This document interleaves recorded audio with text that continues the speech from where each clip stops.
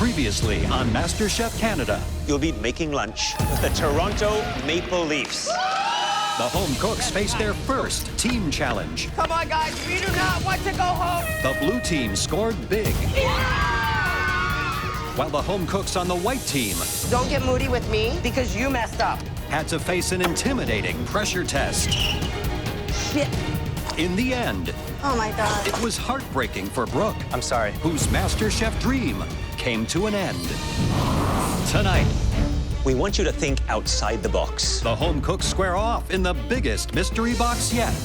You never know what's going to be underneath those suckers. And a kitchen mishap Oh, God, medic. Oh, God, that looks serious. changes the game No, I can't finish now. in an elimination challenge that pushes the home cooks to their limits. This borders on prison food.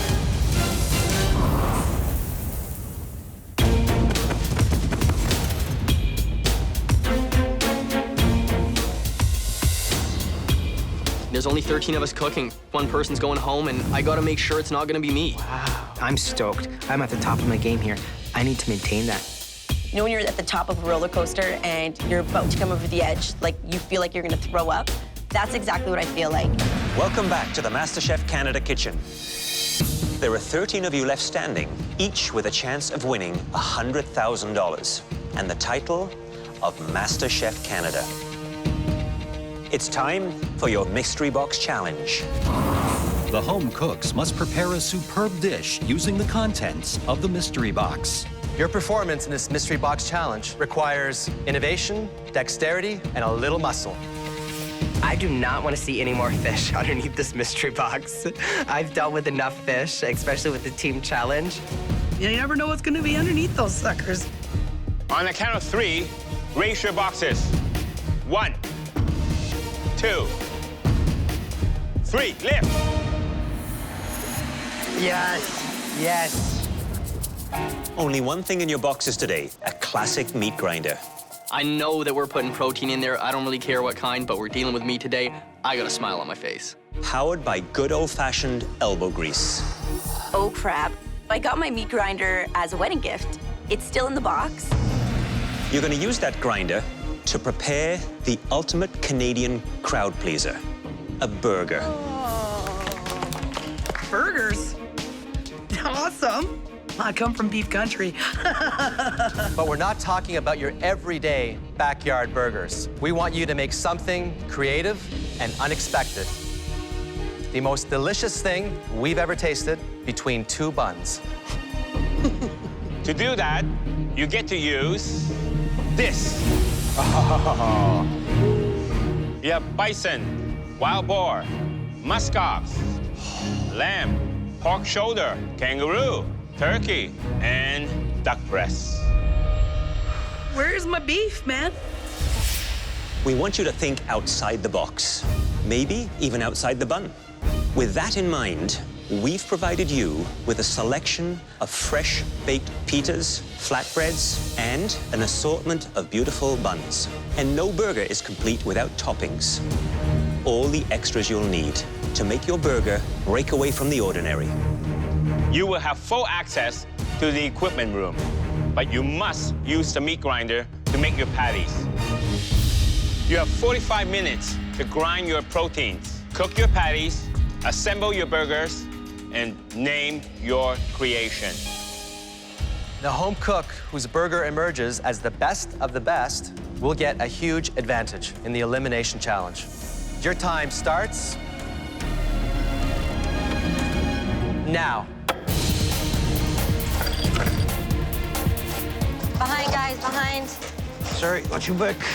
I'm not here to do home cooking. I'm here to take risks and be adventurous, and I think that's what the judges are going to see today. If I had my choice, I would choose bison, cut with a little bit of pork to give it that nice fat content. It's not too gamey. I think it works really well with the burger. Me, I would be going for the lamb. I love lamb burger. I would add a little bit of goat cheese to it. Be looking for some mint, an apple gastrique type relish, fresh and crisp. Today I'm making a lamb burger. I'm gonna try to do sliders, which is 3 burgers together. I needed to put a little bit more fat in it, so I'm adding a little bit of wild boar in here because it's nice and fatty. I did 50 push-ups this morning. So what do you do with the bread? I, personally, do not eat a lot of carbs. Is that how you keep your girlish figure? No carbs? Definitely. I am making duck foie gras elk burger, and instead of using a bun, I'm using mushrooms. No one's expecting it, because they all think I just do Asian. So let's pull out some French now. I've had kangaroo before, and I just love the flavors that it brings. I took these little pockets. I wanted to do a pouch, so it's going to be called a hopping sour pork pouch. What about kangaroo? It's very lean, tough, not a lot of taste. This is one I would skip. It's a very challenging one. Dale, are you feeling the pressure? All eyes are on you right now, too. Yeah. Is there a condiment going on this?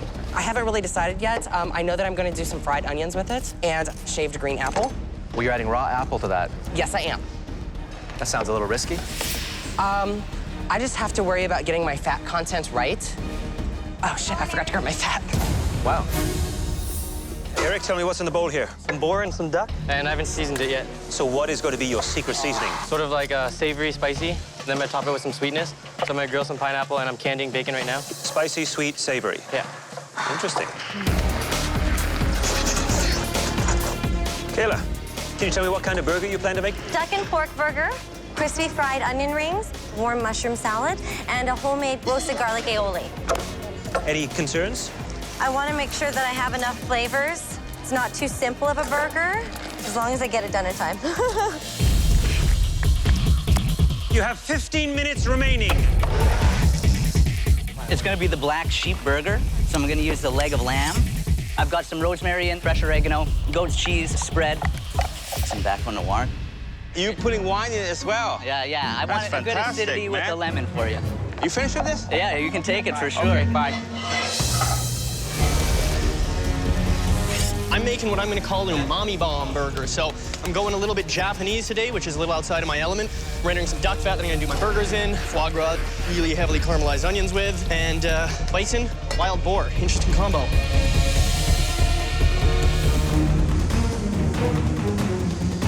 So Eric's just moving things along. Caramelizing pineapple, caramelizing some bacon.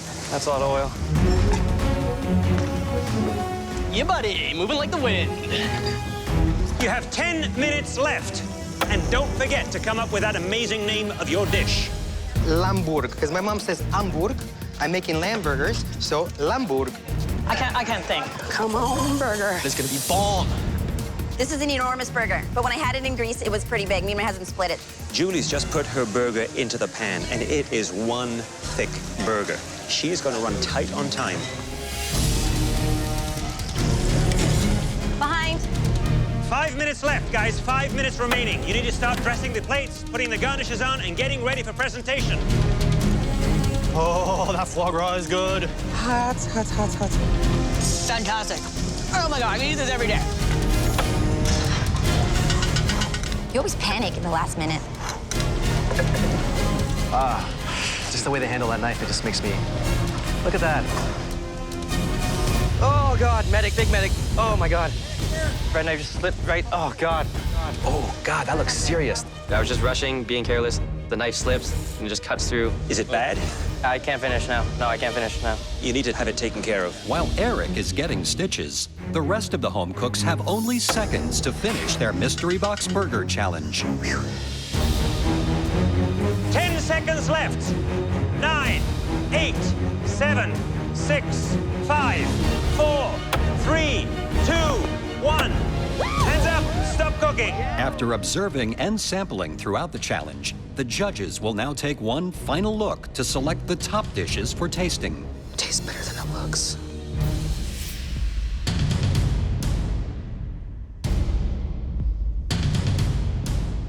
Generally, we were impressed by your ambition and creativity. I look at my plate, it's stunning. There were several burgers that really stood up, and we want to examine them further. One of the home cooks we call forward will get a huge advantage in the upcoming elimination challenge. The first burger we'd like to see used a bold mix of proteins. It was creatively plated and named. Dale, please bring up your plate. I was really doubted from the team challenge. It feels so amazing to be put in the front. Hopping sour pork pouch. Pork and kangaroo burger, baby cherry tomatoes, and slices of the apple. Kangaroo would have been one of the proteins that I would have skipped. But who knows?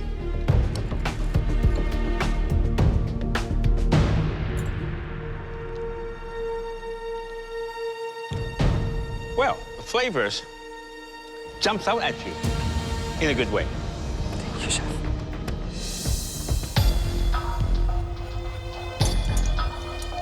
Great presentation. The kangaroo stands up. That's a hop-in burger. Thank you, Dale. Never seen apple used in a burger before. Is that pickled in something, or? Some apple cider vinegar just to keep it from turning color. Very smart. Very delicious. If you keep cooking like this, you'll be the one to beat. Thank you, Chef. Thank you. The second burger we like to try gets an A for ambition. Its name promises big flavors. Please step forward. Josh. Josh has some skills, and he can really put together flavors really well, and that freaks me out a bit. The umami bomb. The meat's a mix of wild boar, bison, and foie gras with a togarashi mayo, truffled oyster mushroom with a crispy fried duck's egg.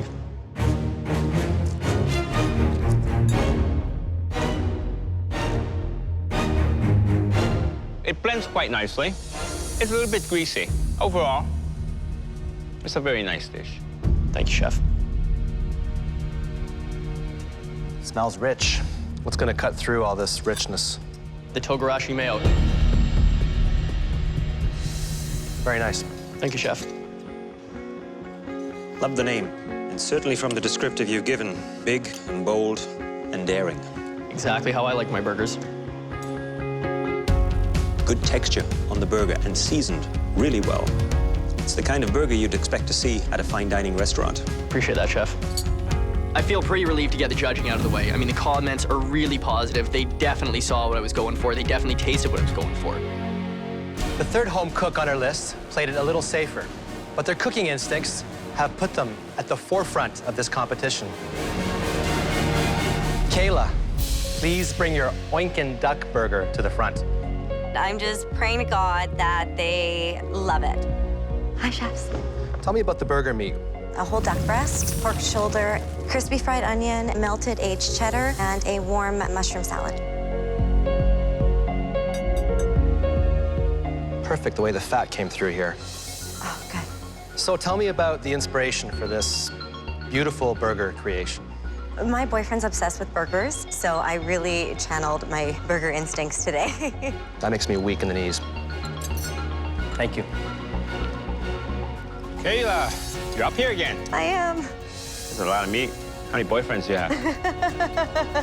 Just one, I promise. It's quite a mouthful, but it's a great mouthful. Thank you, Chef. I am on cloud 9 right now. Generally, in the Mystery Box Challenge, we throw the spotlight on 3 outstanding dishes. But today, we've decided to try 4. I have 1 out of 3 chance, and there's a 4th person coming up. That dwindles my chances of being a #1. The home cook that we'll be calling out next used a single protein in a clever way.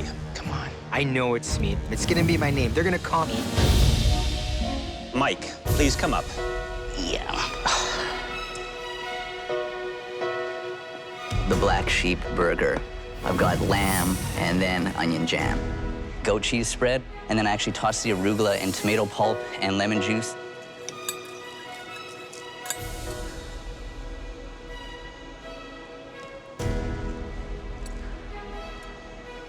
This, to me, is a well-thought-out burger. The ingredients you chose work together very well. Classic, great combinations. Nice to see you coming out on top. Thank you.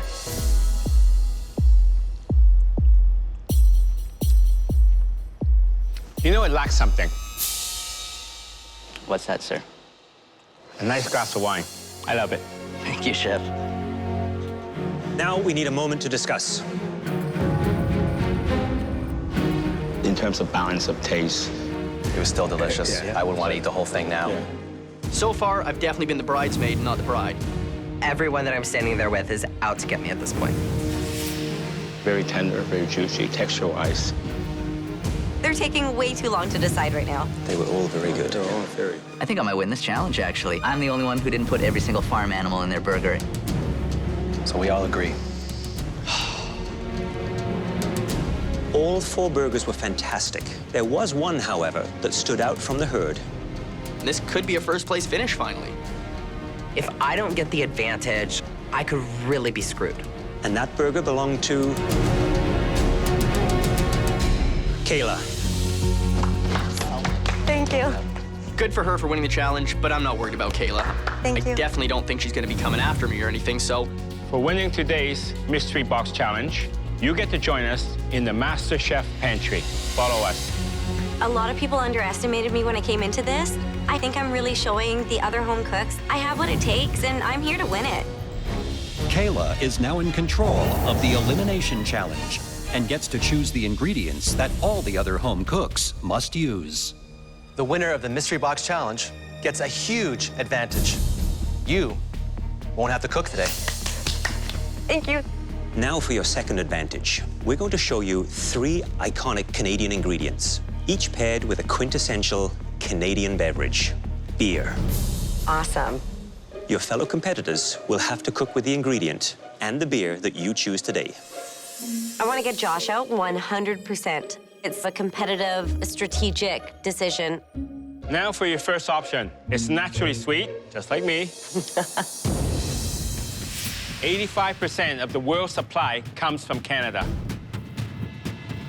Maple syrup. It's not just for pancakes. Wow. It's a secret ingredient for great cooks everywhere. And we have chosen a great beer to complement maple syrup. A Galaxy Hop Ale with subtle tropical fruit undertone. Your second option is a fruit that prospers north of the 49th parallel. Can you guess what it is? I was really bad at geography. I love your honesty. Apples. We've paired these apples with a crisp Cascade Hop Ale because of its subtle notes of fresh citrus. Your third option is smoky, salty, irresistible. Great as a hearty accent or all on its own. Care to guess what it is? I am thinking it is my favorite ingredient, which is bacon. Yum. A beloved Canadian classic. Along with the bacon is Holler Tower Hop Ale, a perfect complement to this pork, with its mild herbal flavors and traces of spice. So, Kayla, would you say that any of these food and beer combinations would pose a challenge to you if you were cooking? I don't love fruit, so apples would be something I would be concerned to cook with. And how about your fellow home cooks? I think Josh would have trouble with the apple as well because he tends to overcomplicate his dishes. Okay, Kayla, it's time for you to decide. I choose...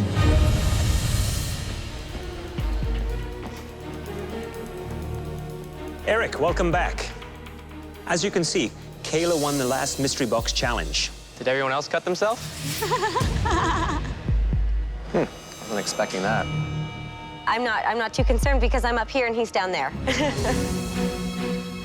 Kayla is not going to be cooking today. She's safe from elimination. That's her first advantage. As for her second advantage, Kayla was presented with 3 iconic Canadian ingredients, which we paired with a quintessential Canadian beverage, beer. Yes. You're all going to be creating a stunning dish using the ingredient that she chose and the beer which we felt best complemented it. Kayla chose apples and Alexander Keith's Cascade Hop Ale. Beer and apples. Shit, what are we gonna do? And Kayla has one final advantage that we have yet to reveal to her. You get to choose 2 home cooks who must use these apples and the Cascade Hop Ale to make us a delicious dessert. I can't bake, so I'm trying to smile at Kayla really pleasantly so she doesn't pick me to bake. When it comes to desserts and baking, on a scale of 1 to 10, I'm probably around a 6. Who is your first choice? My first choice is Josh. Bring it on. I don't really want to bake today, but she wants to drop the bomb on someone she sees as competition, so hey, I'll take that. Kayla, you can choose one more home cook who must make a dessert. I think this person just shot themselves in the foot with their comments, so I'm picking Eric. Because he overthinks things, is very scattered in the kitchen, and may not be able to get a dessert done in the allotted time. Eric gets under my skin a little bit. He knocked out a good tart once. That was a total fluke. I don't think he can do it twice. Eric, how do you feel about that? I am not a baker. I'm not too big on desserts. I haven't made many desserts. I absolutely feel powerless. Remember, the rest of you can go either way you want, savory or sweet, main dish or dessert. You'll have full access to the MasterChef Canada pantry. Are you ready? Yes, chef. Chef. Your 60 minutes starts now! The 2 home cooks who make the best dishes will become team captains in the upcoming field challenge. Whoa. And at least 1 home cook will be sent home. Oh, pork belly. Are you kidding? You're keeping me away from that shit? Oh, Kayla, you're so going down for this. Where's the fennel? I always overthink, and I'm in the pantry scattered. It's nerve-wracking. I'm doing a pork loin chop. I'm gonna make a honey beer glaze with an apple relish. Pork with the apples and maybe a coleslaw. We'll see when we get there. I'm gonna be making a beautiful pork chop. Beer, pork, just makes a lot of sense. Everyone almost selected pork. I would have to say they're taking the safe route. For me, it is apple fritters. I'd be making a beer batter. I'd probably add hazelnuts or macadamia nuts to that beer. For texture, exactly. I'd roast down and melt down some apple to almost make a little puree, sweeten it up a touch. Delicious. Finished. I would do sweet. I would have cinnamon, maple syrup. I would use the beer as well. I would really let those apples sing and be the star of that show. I'm gonna do a sort of Italian donut. There's gonna be some beer in the batter and caramel that I'm gonna be making. I'm going to be making a classic apple pie with beer and caramel. The pastry can definitely go wrong. It needs to like rest and cool, and that's a lot to do in 1 hour. For me, savory. I would take the beer and use it to steam a delicate seafood, like scallops or shrimps, and apple salad. I'm gonna do something with pork, tarragon, apples, and beer. My flavors are gonna be spot on. The beer, orange, apple, a little cinnamon for some surprise, garlic. I think they'll really enjoy that. Well, I hope they do anyway. Well, Kayla stuck me with baked goods, so I'm actually gonna make some apple and beer-infused profiteroles with some caramelized apples on the side. Everything can go wrong. They're finicky as hell. This is a 60-plus minute dish. I gotta get going. I gotta speed some things up here. When you cut up fennel, do you take the core of the fennel? You can, you don't have to. Hi there, Carly. You seem a little bit shook up there. What's going on? What's worrying you? I'm really hoping that this turns out. How come? What's sparking that? I don't know. I don't know. I'm always a little bit nervous. I am flailing the entire time. This is horrible. Oh, man. Sweet Jesus, it's rough in the MasterChef Canada kitchen. The home cooks have 1 hour to create a MasterChef quality dish featuring apples and beer. Kayla has upped the stakes by choosing Josh and Eric to make desserts. Throw anything you want at me, I can handle it. I'll knock it out of the park. And at the end of this challenge, at least 1 home cook will be eliminated. Eric is running around the kitchen at 100 miles an hour, Mach speed, with the crankiest look on his face. Eric. Hey, Chef. So what are you making then for today? This is just apple pie filling. And how confident are you that you can pull this off? Not too confident. But you did such a great tart earlier on. I think that was a fluke, Chef, yeah.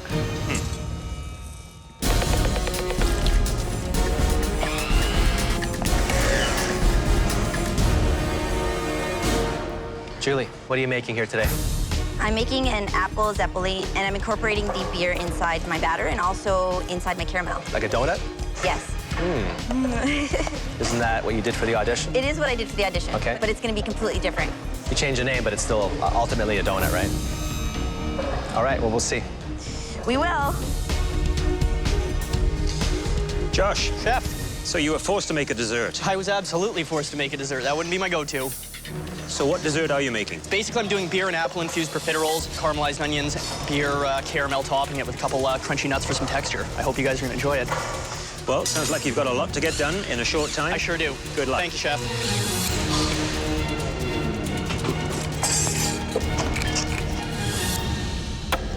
Dora, you have been making a lot of desserts so far, and you are changing your strategy. Yeah. Why? Well, because all these people think I can do is bake, so gotta show them I got a little bit more under the hood than one trick. Well, who do you think is going to go home? I think the ones that are staying comfortable are the ones that are going home. Very nice. Thank you very much. Danny's running around like a chicken with his head cut off. He's super scatterbrained and all over the place. Hey, Danny, I noticed, you know, half the beer's gone. I got one here, bud, if you want it. Oh, yeah, thank you. Thank you very much. So what are you doing there? Spicy and sweet pork, small potato, a little sour apple coleslaw. Portuguese. No, it's a little twist. Apple and pork is not Portuguese? Yeah, it is, of course, but gotta change it up a little bit.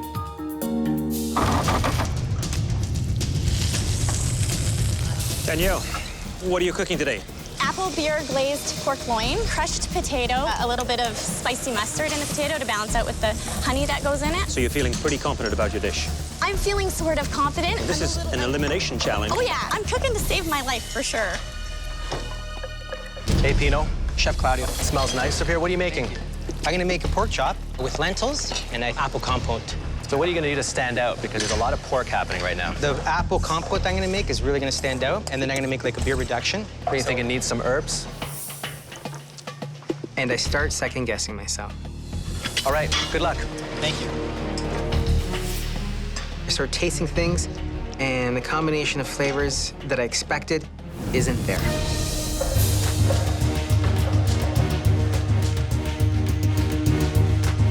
You have 15 minutes left. Good luck in there, boys. I'm totally freaking out. At this stage of the game, they've got to be cooking for their lives. Do we have a grater? Oh, yes. Carly, she's just peeling apples. She's unraveling. I feel bad for her, actually. What about Dora? What do you think Dora's up to right now? I was impressed. She can do savory dishes. You have 5 minutes left. You need to be plating, putting the finishing garnishes and details. I'm worried about Eric, who's left it very, very late. I'm gonna pull it out like last second because it's crunch time. I'm a little bit nervous right now. I gotta get everything on the plate real quick. You have 1 minute left. Oh, dear God. Looks raw.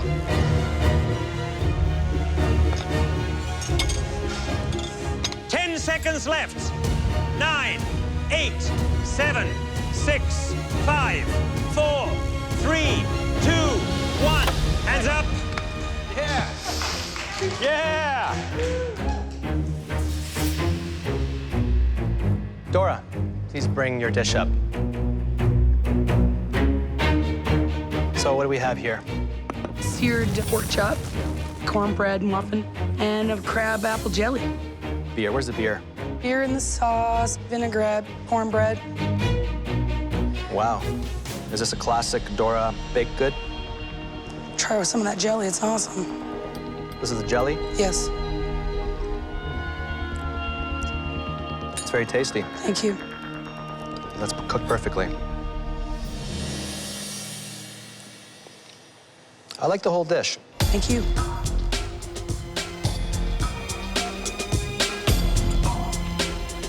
The sauce you've made has great depth of flavor again.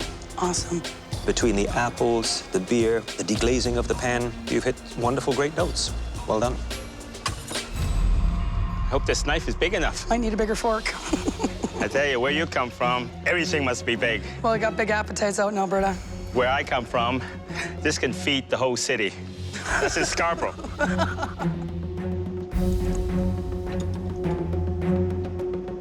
You're shaking your head, that's a good sign. Oh, no, that, okay, don't do that to me. Those pork chops are beautiful. Thank you. They're moist, thick, and that's how pork chops should be done. Thank you so much.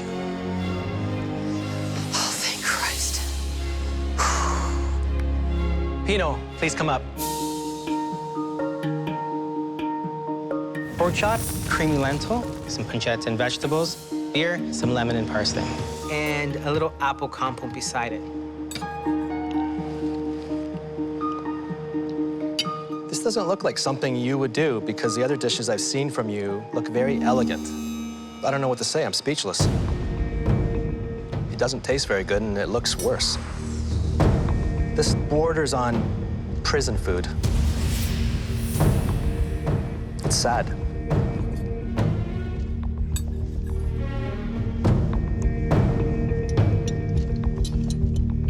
You know, you're like a roller coaster. You go up, you go down, you go up. This is down. I might be on the chopping block today. Josh, come on up here. I can smell the beer coming from my plate. It smells pretty good. It looks really good. I hope the judges agree. What is this? Profiteroles infused with the Alexander Keith's Cascade Hop Ale, filled with a goat cheese and mascarpone cream, surrounded by caramelized apples.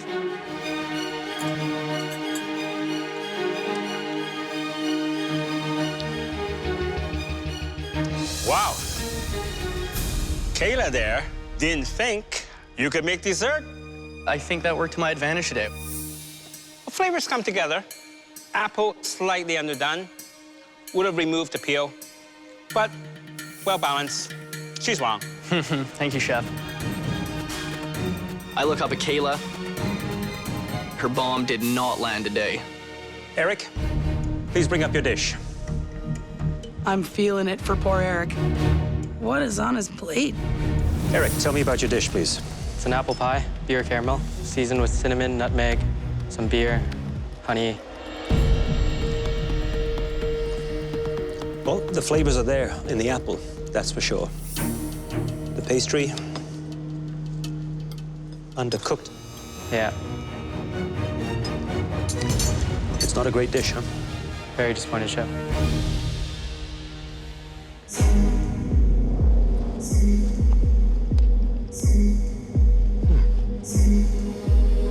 See all the layers and how flaky that is? Yeah. It takes a lot of experience to try and get that. The only thing you did wrong is you underestimated how long it would take to bake it. Make calculated moves. Slow down.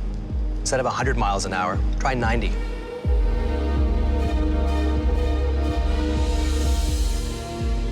It's really embarrassing because they think that I'm sloppy and I rush too much. It's just unacceptable for MasterChef. Danielle, would you please come up with your dish?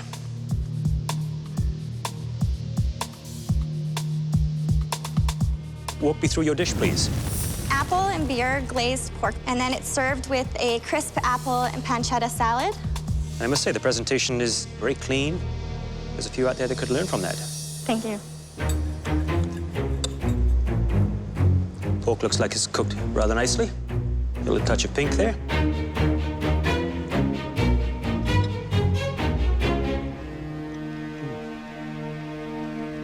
Very good flavors.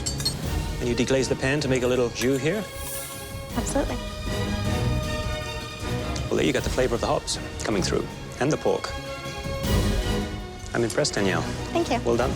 I'm thrilled that my pork dish is standing out from the rest. Julie, could you bring your dish up, please? This is an apple zeppoli with beer in the batter and a mascarpone creme anglaise.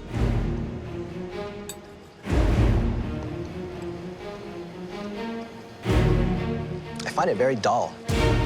We could have done so much more with the apple. You know, every time you come up here, it's an opportunity for you to show what you can do. Suffering from a case of deja vu here. You think you can win this competition cooking donuts? Maybe I can, but that's not my strategy. You can't. We need to see more. Carly, please come up. My dish is not what I imagined it to be at the beginning. I am scared I'm going home. Beer and fennel marinated pork chop, beer salad dressing, and browned apples with the celery root puree. The presentation is monochromatic. But I do like the idea of the salad, which has the apple and fennel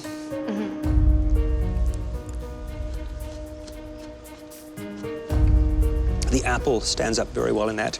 The beer doesn't come through as strong as I think it should. Not your best efforts, but it is what it is. Your dishes usually have a harmony to them. Everything makes sense. What happened? I didn't have a clear plan.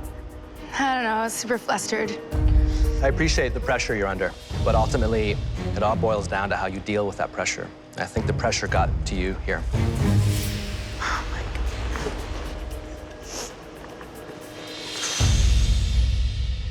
Danny, would you please bring up your dish? Danny's dish looks like an 80s throwback from like a really bad diner.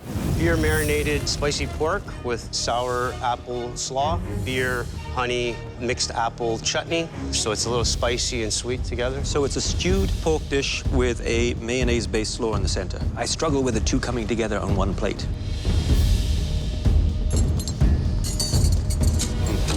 It tastes marginally better than it looks. We really need to see that you're not a one-trick pony. I don't think you've done that for us.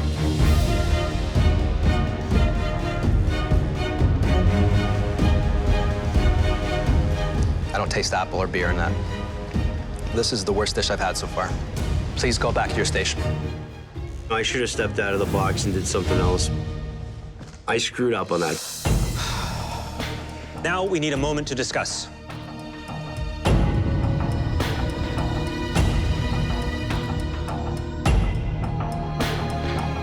You got two right away. I would agree with that. That dish was horrendous. Big disappointment. I have never been at the bottom before. I know I'm going to be in the bottom and probably going home. I still have lots to learn. I don't want to go home.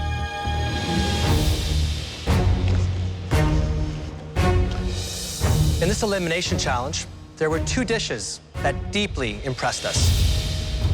The first dish had a number of well-executed components. That dish belonged to... I want to be a forerunner in this sucker. Good God. Danielle. I stuck to elevated meat and potatoes, and it worked for me. Amazing job, Danielle. Thank you, Chef.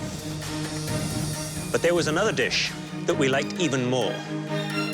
The home cook that made it will, like Danielle, become a team captain in your next team challenge. And that home cook is...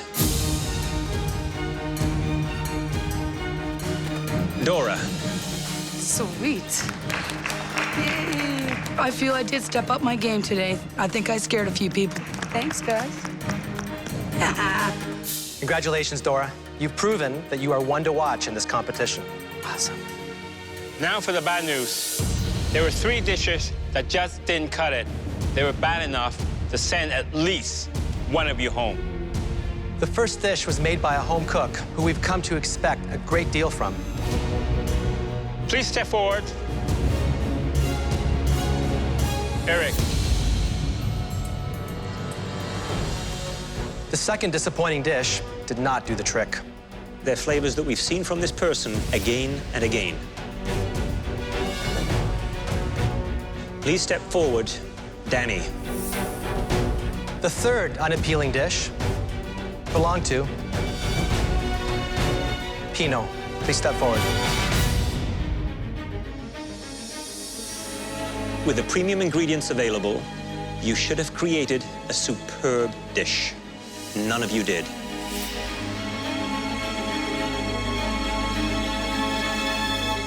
Danny, please step forward. The weakest dish in the elimination challenge belonged to you. Please take off your apron. But before you go, we want to thank you for the sincere and powerful flavors you brought to this competition. You stayed true to your roots, and I'm sure you made your father proud. Thank you. It means a lot that my dad's gonna be proud of me. Thanks, guys.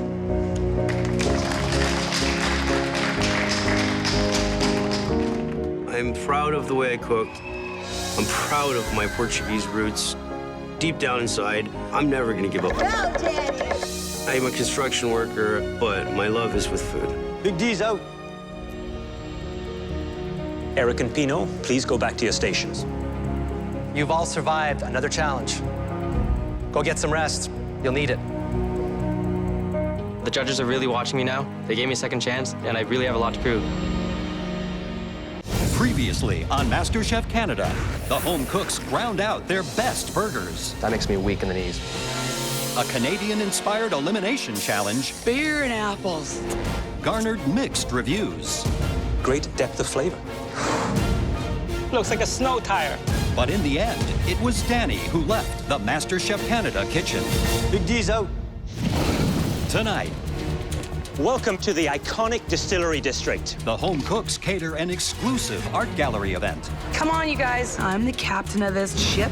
I don't want to go down with nothing. Now! The losing team faces a pressure test that's no piece of cake. Oh, God. And will send at least one person home. The only thing tropical about this is a typhoon hit it.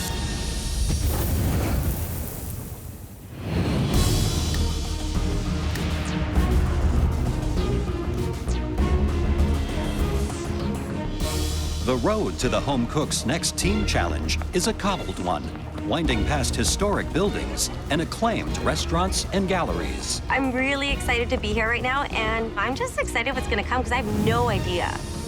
Welcome, everyone, to the iconic Distillery District. Wow. This is the perfect location for your next team challenge, because today you will be elevating cooking to an art form. You will be catering an exclusive event at Thompson Landry Art Gallery, and the food has to look as good as it tastes. I have no experience with fancy artwork, so I'm definitely a little bit concerned. You'll be serving over 100 guests, including some of the country's most prominent artists. Needless to say, their expectations are extremely high. I've got to serve 100 fancy you-know-who's in an art gallery? Hello? You cannot let the Thompson Landry Gallery down. This important event cannot be ruined by the food. For this challenge, you'll be divided into two teams, the red team and the blue team. And each team will have just 2 hours to make and serve exquisite canapes. One hot, one cold, and one sweet. And don't forget, this art has to be created in volume in a very short period of time. Dora, as the winner of the last elimination challenge, you're captain of the red team. Danielle, as the runner-up, you're captain of the blue team. Going into the challenge, I have a few people in mind who I'm going to pick. At the top of my list is Dale and Josh. I really would like people who've had fancy fine dining experience. All right, for my first choice, I'm going with somebody that's got a lot of flair and exciting flavors, and pretty on trend, too. My first pick's gonna be Carly. It's an interesting choice. Danielle, now it's your choice. My first choice is someone who has a passion for art of food. He has been a server, and I'm sure my choice will surprise a lot of people. My first choice is Dale. Danielle picks Dale. I really wanted Dale because he is one fancy bitch, and I needed him. Danielle, why do you think that choice would surprise people? In the last team challenge, Dale didn't do so well as a leader. However, I think he's going to make a great team member. The next person I'm gonna pick, I have a lot of respect for their experience and might be my little ace in the hole. I'm gonna choose Mike. Good choice, buddy. I can rock a tray. I know you can, sunshine. Look at them abs. Yeah. My next choice is someone who knows flavor to a T. My choice is Josh. My other secret weapon, Tamara. Eric. Marita, get your fine little buns over here. Thank you, Dora. Pino. Welcome aboard. Kayla, Julie, how do you feel about being the last two to be picked? I haven't got the best reviews in the kitchen. I'll change everyone's mind today. Kayla, how about you? You've had great reviews. I'm a little bit surprised, but I think I'm gonna blow this one out of the water. I haven't really got to know Danielle, but I haven't really gotten along with her thus far, and I don't feel like she's gonna give us a chance to shine. So I'm really hoping that I'm on Dora's team. Dora, you have the final pick. All right, well, I know who I'm going for. You can't have two Italians in one kitchen. Too much stuff gets done. Julie, you're my girl. Thank you. I'm always last picked. I'm actually very happy to have Kayla on my team. I do know that Kayla was a server for several years, and she has proved herself in the kitchen. So welcome aboard.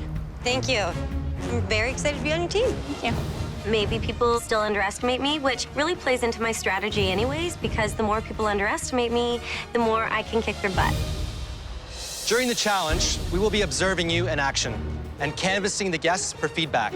Ultimately, we will select the winning team. The losing team will face the pressure test, and one of you will leave MasterChef Canada for good. You have 2 hours to prep, cook, and serve your edible works of art. Your 2 hours start now. Each team is responsible for creating over 300 canapes in a catering space near the gallery.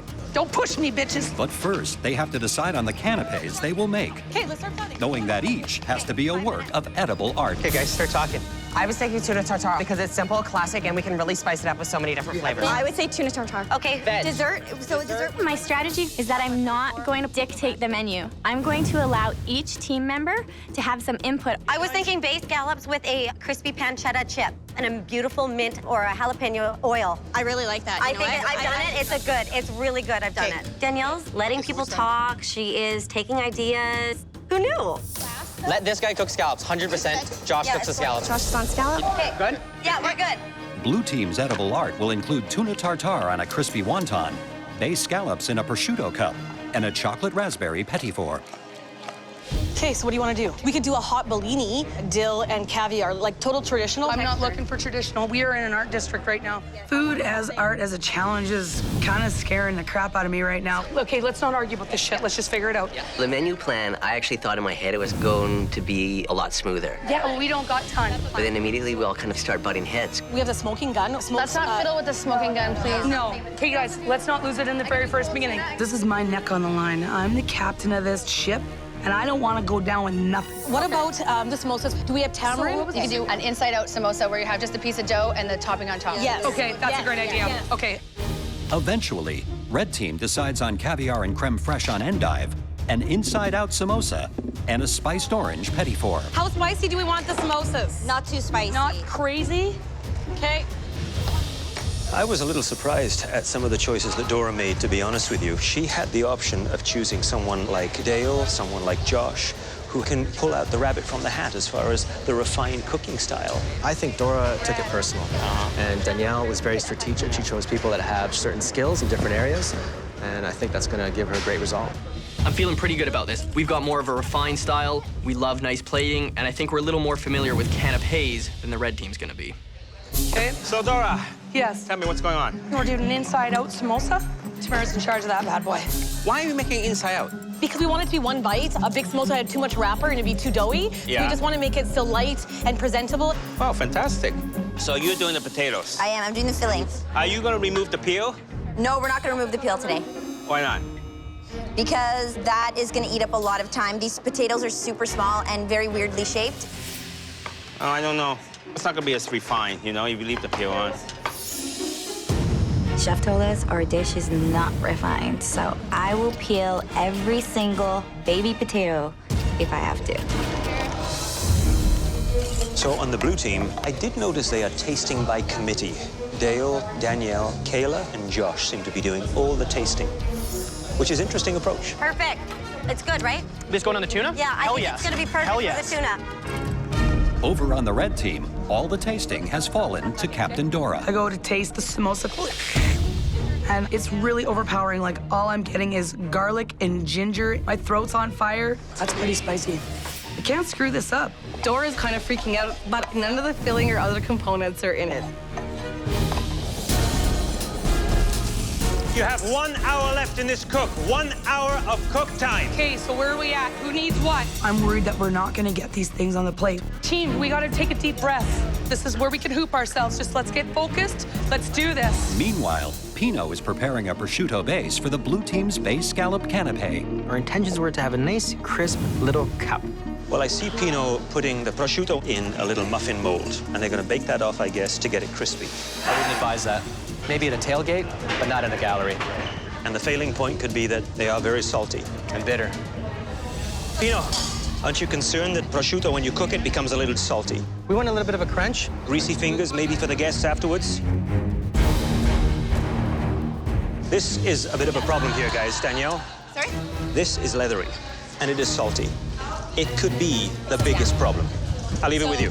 Good luck. Appreciate the input. I think that's going to be salty enough with the rest of the components. It's going to be way too salty. I'm sorry, but that grossed me out. We're not going to be able to get rid of the salt, so I say scrap it. They better figure something out quick. Hello there, red team. Hi, Chef. So what have we got here? Chef Michael comes by to taste the samosas. This here is extremely overpowering. I know that. I have the same concern, too. When he's reiterating my concern about these flavors being too strong, That would scare me to be eating that. I'm starting to freak out. Tamara, look at me. That's very strong for me. So is that going to tone down a bit? Oh, yeah. I got a lot of trust in Tamara, but if a guest eats this thing and they spit it out, we're done. That samosa filling is way over the top. It's something I do not want to eat, I don't even want to serve, and it won't go out of this kitchen if they don't fix it. So what can we do that could go well with a sea scallop? These prosciutto cups are bad. Food and art lovers aren't going to appreciate this. I don't think anyone's going to appreciate this. It's just not edible. Let me think about it. Let me think about it right now. What about a potato chip? Like a thin potato chip. Kayla steps up to the plate.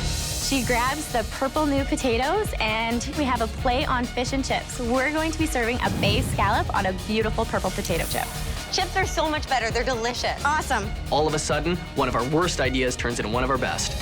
Chef, so you're making potato chips? I am making purple potato chips. Originally, our plan was to make prosciutto crisps. But I hear Josh in the background. I thought this was a great backup. I am really happy with it. I like it. See, fish and chips. Exactly. Good idea. You can name it fish and chips now. Thank you, Chef. You, my friend, need to come up with your own ideas, but thank you for loving my idea so much that you wanted to take it. I really appreciate it. I hope you're going to enjoy it.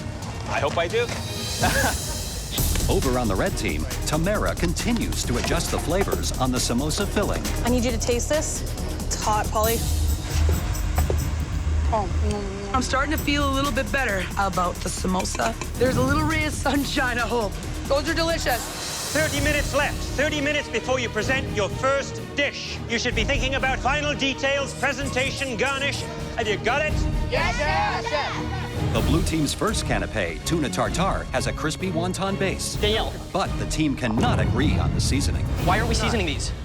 We've got the seasoning in the fish.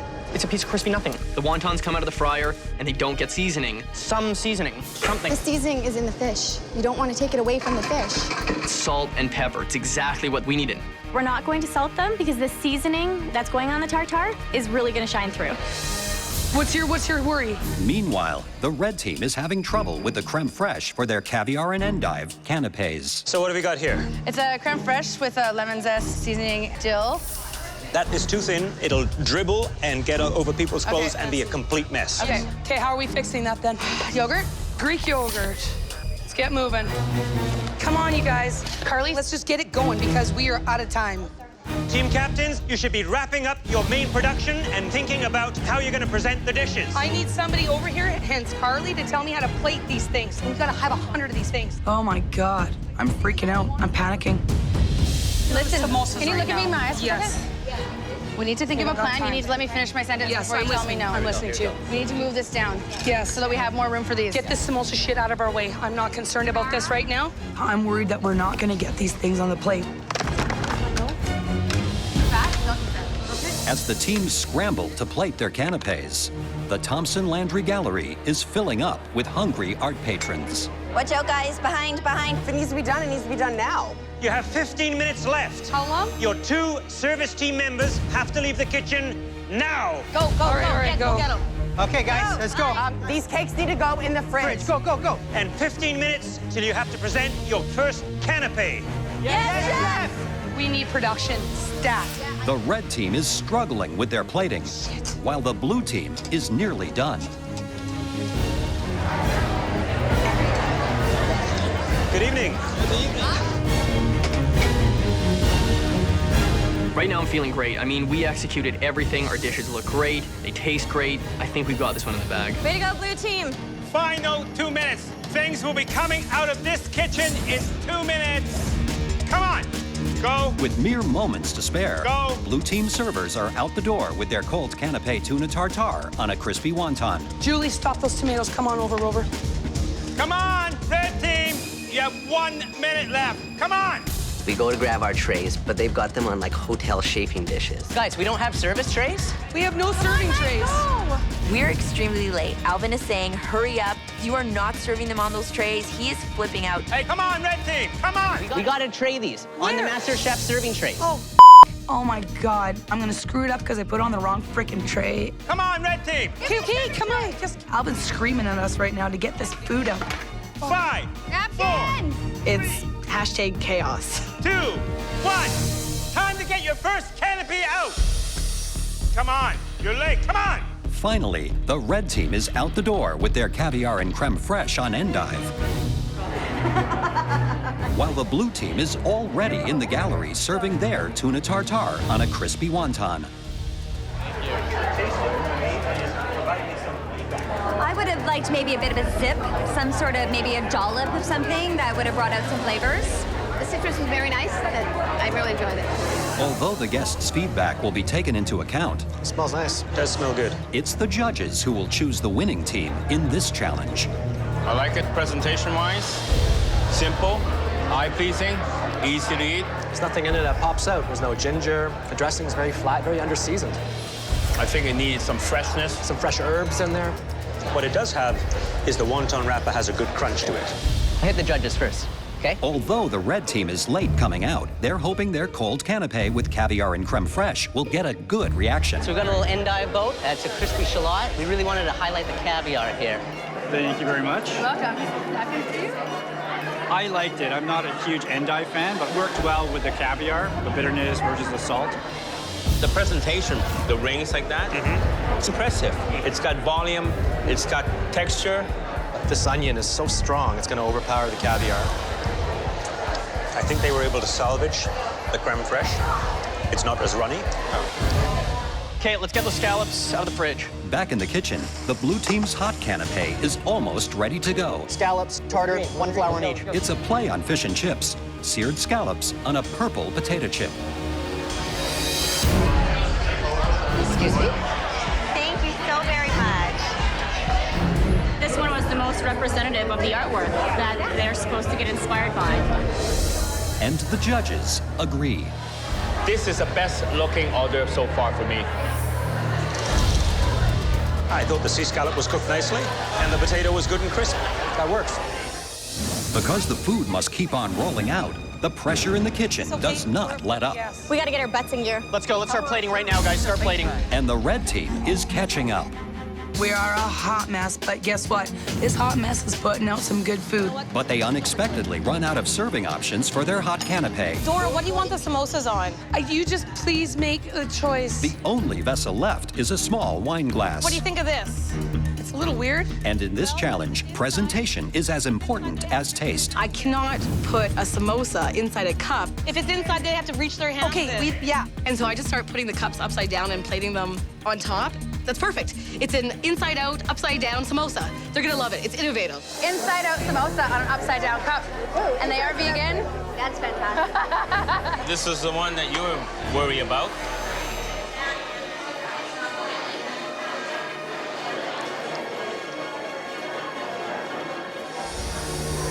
I see big smiles everywhere.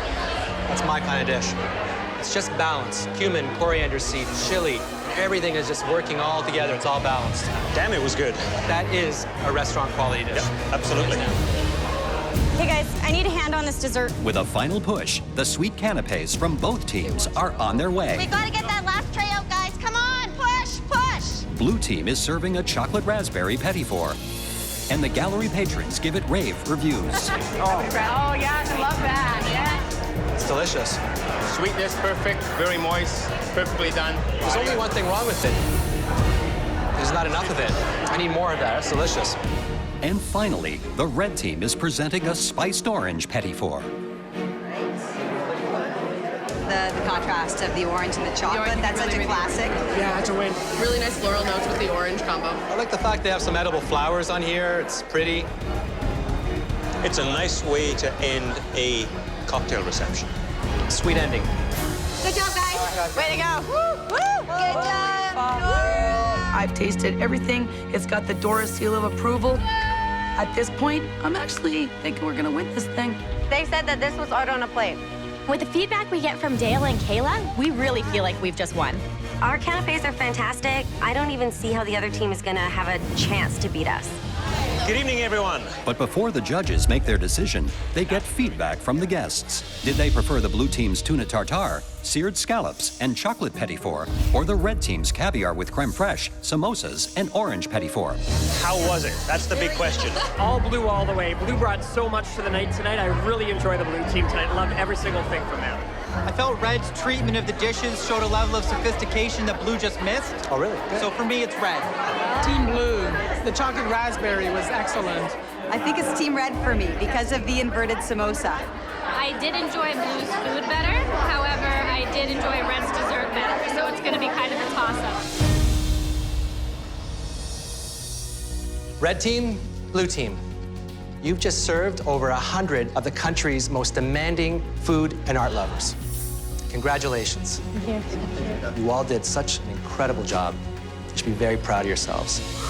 It was a tough challenge, and because both teams did such an outstanding job, our decision came down to just 2 canapes.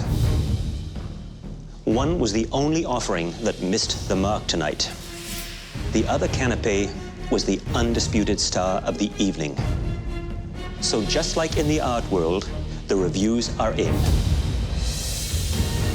And tonight, in this gallery, the best team is the red team.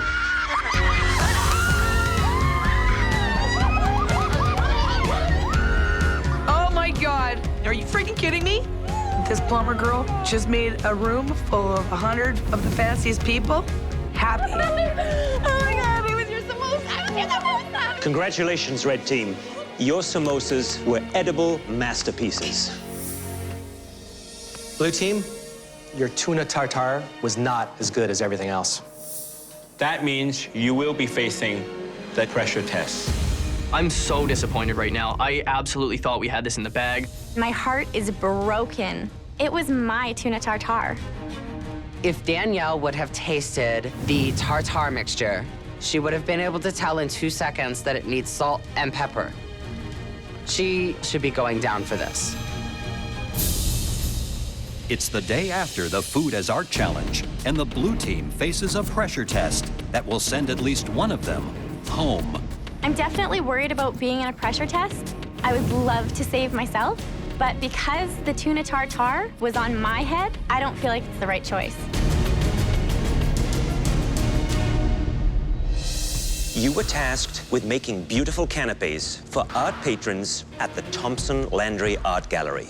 The red team came marginally closer to the food as art objective and are safe from elimination. Danielle, unfortunately, your team lost the challenge by a single canapé. To know that we're off by 1 dish, it's painful. Just a little bit more seasoning in our tuna tartare dish and we probably would have had this one. Well, blue team, you're about to face a pressure test that will end with at least one of you going home. All I can think about is when I'm offered immunity, whether or not I'm going to accept it. But not all of you are going to have to compete. 2 people will be granted immunity and will not have to cook in this challenge. And that decision rests with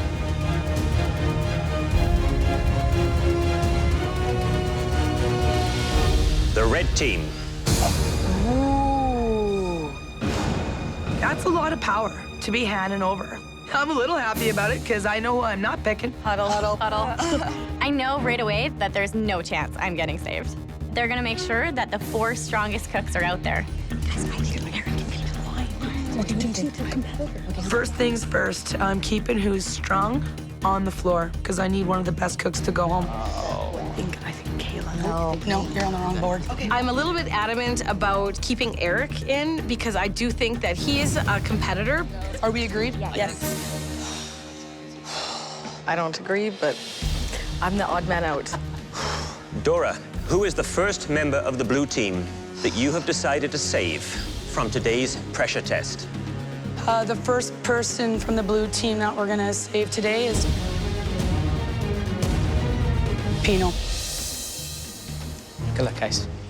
I got a lot of respect for Pino, but at the same hand, does he cook any more than Italian? Nope. Dora, who is the second member of the blue team that you've decided to save?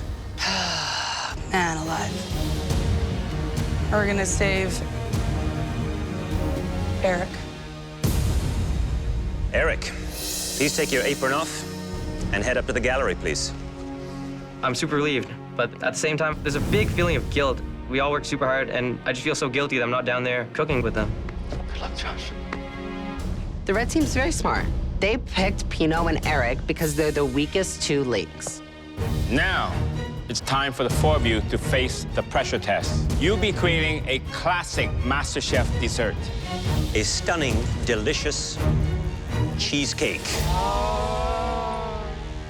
A cheesecake, and my heart sinks. Not excited. I'm ecstatic. I love cheesecake. I'm very happy. A rich, creamy filling. A crisp, sweet crust. Perfect balance of texture and flavor. One ingredient overused, and the beautiful balance will be destroyed. I'm not a baker. I've made it once before, and it didn't really turn out, so I'm freaking out. And in case you need another reason to do your very best, we have one. The person who makes the best Philadelphia cream cheesecake today will have their recipe featured in a Philadelphia cream cheese magazine ad. Please head to your stations. In front of you are 6 ingredients: farm fresh eggs, sugar, vanilla, graham crackers, butter, and Kraft's iconic Philadelphia cream cheese. These quality ingredients are all you need to create a stunning cheesecake. If you fail, it's all on you. There's also a limited pantry in the equipment room that has additional ingredients in case you want to make your cheesecake stand out from the pack. You have just 90 minutes. Your time starts now!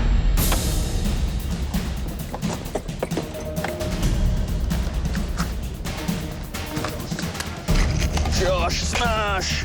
To be perfectly honest, I'm not a baker and I've never cooked a cheesecake, but I've been on a pressure test before and I've battled my way out of it. And that's exactly what I'm gonna do today. To make this cheesecake in 90 minutes, that's a lot of pressure. This is a tough test for them. Some of the pitfalls would be obviously over-baking, under-baking. Too much air wouldn't be good. Not enough air would not be good either, right? You want that nice, creamy center, almost dense. And not too high in the oven and not too low, right in the center rack. There's no way that this cheesecake is sending me home today. Absolutely not. You have 5 minutes before you should have the cheesecakes in the oven baking. Oh, yes. Holy shit is right, guys. Kayla has just pulled out some chocolate. So my concern would be it's starting to get a little too sweet, too heavy. Everyone else is just gonna do their standard cheesecake, and I really think that taking this risk is either gonna make me or break me. Okay, go ahead. Now, I just noticed Danielle was passing her cheesecake mixture through a fine chinois. That's smart. Get rid of the little connecting tissue with the egg. It's very smart. We're at the 15-minute mark. You need to have those cheesecakes in the oven now. Straight in or on a pan? On a sheet pan. No, that extra metal is conducive. No, put it on the sheet pan. That cheesecake's worth $100,000. You have that much extra metal to heat up. Are you kidding me? Thank you, Josh. Kayla, come on. Put it in the oven, Kayla. And now we need to see what they do with garnishes. So it's neck and neck.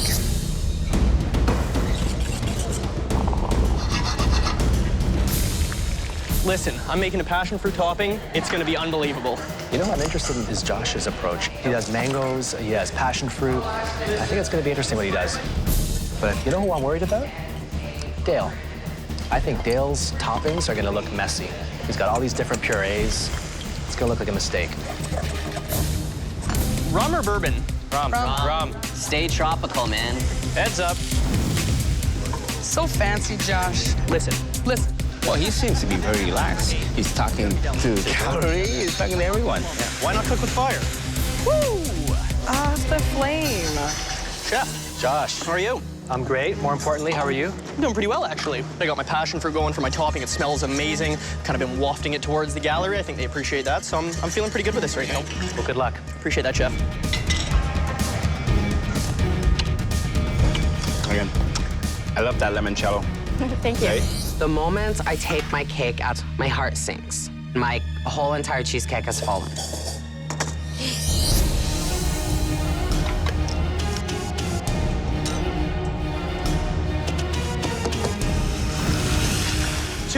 Two minutes left. Finishing touches, tidying up, getting ready to present. I go to pull the spring form, and sure enough, it is stuck to that bad boy. 45 seconds remaining. You need to hustle, hustle, hustle. I gotta get my cake on this plate, but it's stuck. I mean, the thing is basically frozen to the cake pan. Oh, damn it, Josh. Use the spatula to force it off. 10 seconds remaining. Oh, it's going, it's going. It's going. 9, 8, 7, 6. I push with all my strength. 5, 4, 3, 2, 1. Hands up. Oh, God, that was crazy. I'm really worried. I've got a pit in my stomach. Josh's looks the messiest, probably. Half of his cake is still on his plate. I think my cake's a disaster, but Kayla's cake looked like a chocolate cake with a little bit of cheese in it. My cake definitely stands out. That could either be great for me or it could be really, really bad. I'm actually really happy. It's risen and there's no cracks. They're all in trouble. It's time to taste your cheesecakes and find out who will be leaving the MasterChef Canada kitchen. Dale, please bring your cheesecake up. I don't know what to think as I'm walking up. I know my cake tastes good. I know it may not look good. Are you happy with the way your cheesecake turned out? I'm very disappointed. I make cheesecake all the time. It's pretty much my favorite dessert.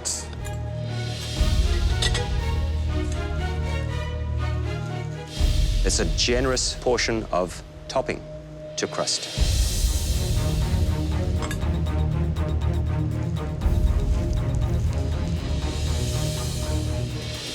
Very smooth, very creamy. The cream cheese is coming through very nicely. And the contrast of that crust, it eats very well, but doesn't present as well. I thought you'd made this hundreds of times. I have, Chef.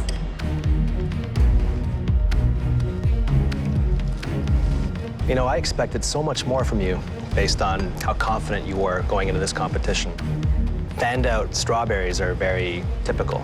Everything I've seen from you so far is creative.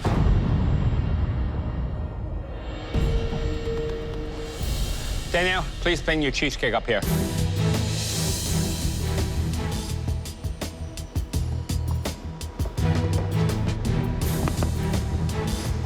It's a limoncello key lime cheesecake. Oh, looks nice. But taste also counts.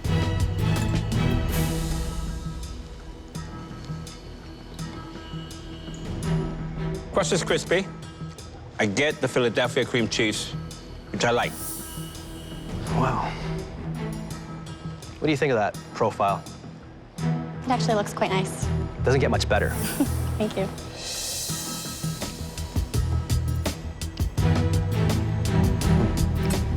Very good. Thank you. It's actually beyond very good. Thank you very much, Chef. Kayla, please bring up your cheesecake. I'm super stressed out because it doesn't look as pretty as I thought it did, and something as small as that could literally send me home. Wow.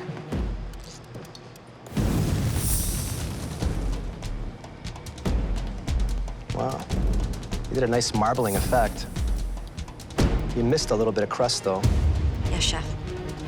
But I give you marks for definitely standing out from everyone else. The only I'm concerned about here is that you didn't really honor the main ingredient, which is cheese. I just wanted to do something a little bit different. Well, if different was your goal, you achieved that. In a bad way? In a good way. Thank you, Chef. I think my cake looks the worst, hands down. Josh, would you please bring a cheesecake up? I'm just hoping that the flavors are gonna speak for themselves. The judges are gonna see that I was trying to be innovative, creative, and take risks. Look, obviously from its immediate presentation, it's disappointing. The cracks, the way it's slumped, damaged edge. But it holds well. Very good. Have you made cheesecake before? No, I have not.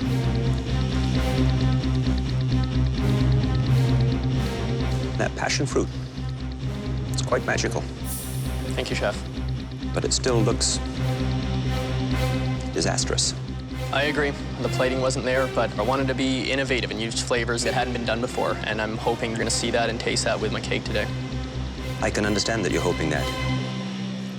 You think that's innovative? It's inspired by the art we saw yesterday. It's a little postmodern, you know? Aside from that, the flavors are where the innovation is. Flavor. The flavors. What was it? Tropical? Tropical. Tropical. Absolutely. I think all of my food has been innovative, creative, and delicious. I certainly think this is the same. I think the plating just got away from me in the last minute there.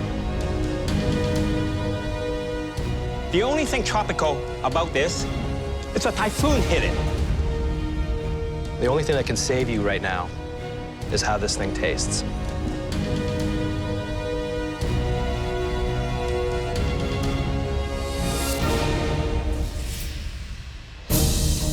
Right now, I'm just praying for a miracle. I know my cake's ugly, but at the same time, I think it's pretty delicious. That was a demanding pressure test, and one of you will be going home. We need a moment to discuss. For me, there was definitely two. I'm not sure I agree with that. I think the taste and flavor was no better or worse than any of them up there. Brutal. The goal in this pressure test was to create a perfect cheesecake. And some efforts were worse than others. Danielle, Kayla, please step forward. Danielle, your cheesecake was the best of the bunch and will be featured in a Philadelphia cream cheese magazine ad. Thank you very much. Please remove your apron and you can head up to the gallery. Thank you. Kayla, your cheesecake was the second best. Take off your apron, go up there. Thank you. My heart is racing like never before. I'm terrified. I can't go home. I'm not done here. This is such a hard call. Dale and Josh, it pains us to see you both in this position. You are two of the most promising cooks in this competition. But we have to judge you one dish at a time. MasterChef Canada can feel like a roller coaster. Sometimes you're up, and sometimes you're down. In this test, both of you were down. And one of you is at the very bottom. And that person is...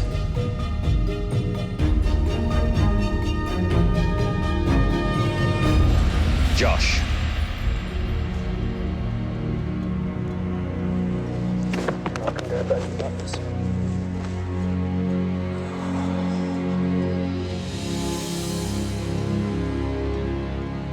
Josh, you're a very talented cook. You flavored your cheesecake with passion fruit, which is appropriate because you cook with passion and drive. Thank you. Don't give up your food dream. Thank you for the opportunity, chefs. I appreciate it. For me, being here in the MasterChef Canada kitchen just reinforced how much I love doing this and how much I want to cook every day. The best dish we've had so far.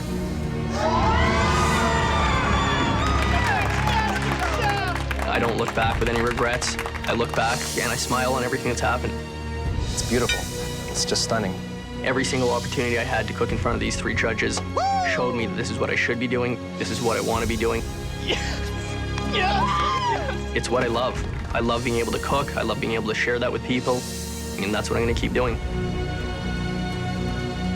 Josh, who's going to be the first MasterChef Canada? Chefs, I gotta say, I think Eric's gonna represent Canada as our first Master Chef. He's young, he's got passion, and the guy's a ninja in the kitchen. Knock him dead. Take care, guys. In terms of this competition, one of the top contenders just got out of the MasterChef kitchen. This just made all the competitors realize this competition is real. Josh was a huge contender, and this is gonna really change the competition. A lot of people standing up on the balcony should be worried. I was just in the bottom. It's not gonna be so easy to get me in the bottom next time. Previously on MasterChef Canada. Welcome to the iconic distillery district. The home cooks catered an exclusive art gallery event. I'm the captain of this ship. I don't want to go down with nothing. In the end, Danielle's blue team crumbled and faced a demanding pressure test. The only thing tropical about this is a typhoon hit it. That, in a shocking outcome, sent Josh home.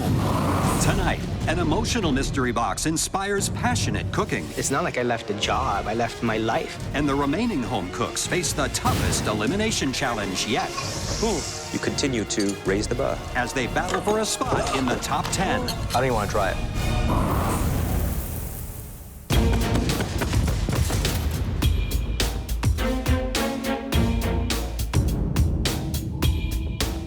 Now we have 11 people have a 1 in 11 chance of winning $100,000, plus the title. It's crazy. Failure's not an option, really. I went all out, quit my job, and I really, really need to win this. One bad day and bye-bye apron. Welcome back, everyone. There are 11 of you left, each with a chance of winning the title of MasterChef Canada. It's time for your Mystery Box Challenge. This next mystery box challenge presents a golden opportunity. Win this mystery box, and you gain control of the competition. Lose, and someone else will have your fate in their hands. I don't want to go home. So if I win this, then I'm automatically safe from elimination. 11 of you stand before us right now. By the end of the day, there will be at least one less home cook in this competition. Those of you left standing will be the top 10 finalists in MasterChef Canada. Top 10 in Canada is huge. Are you kidding me? Top 10 MasterChef Canada? Yeah, it's a big deal.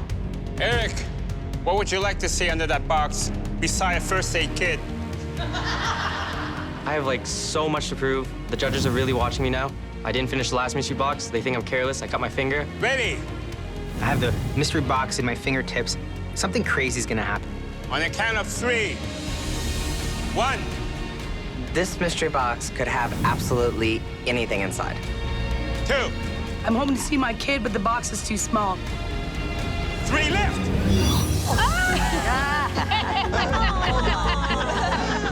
I lift the mystery box, and there's mini Eric.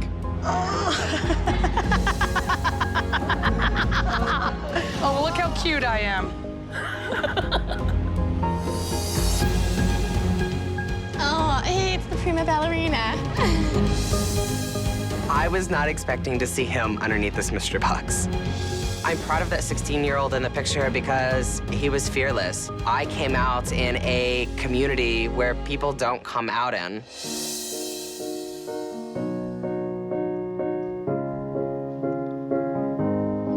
Pino, why are you crying? Just reminds me of my boys. They look a little bit like me, and it's been a while, so I miss them a little bit. Sorry. It's not like I left a job. I left my life. I left my world. That's all I know is my boy. Sorry. I just miss them.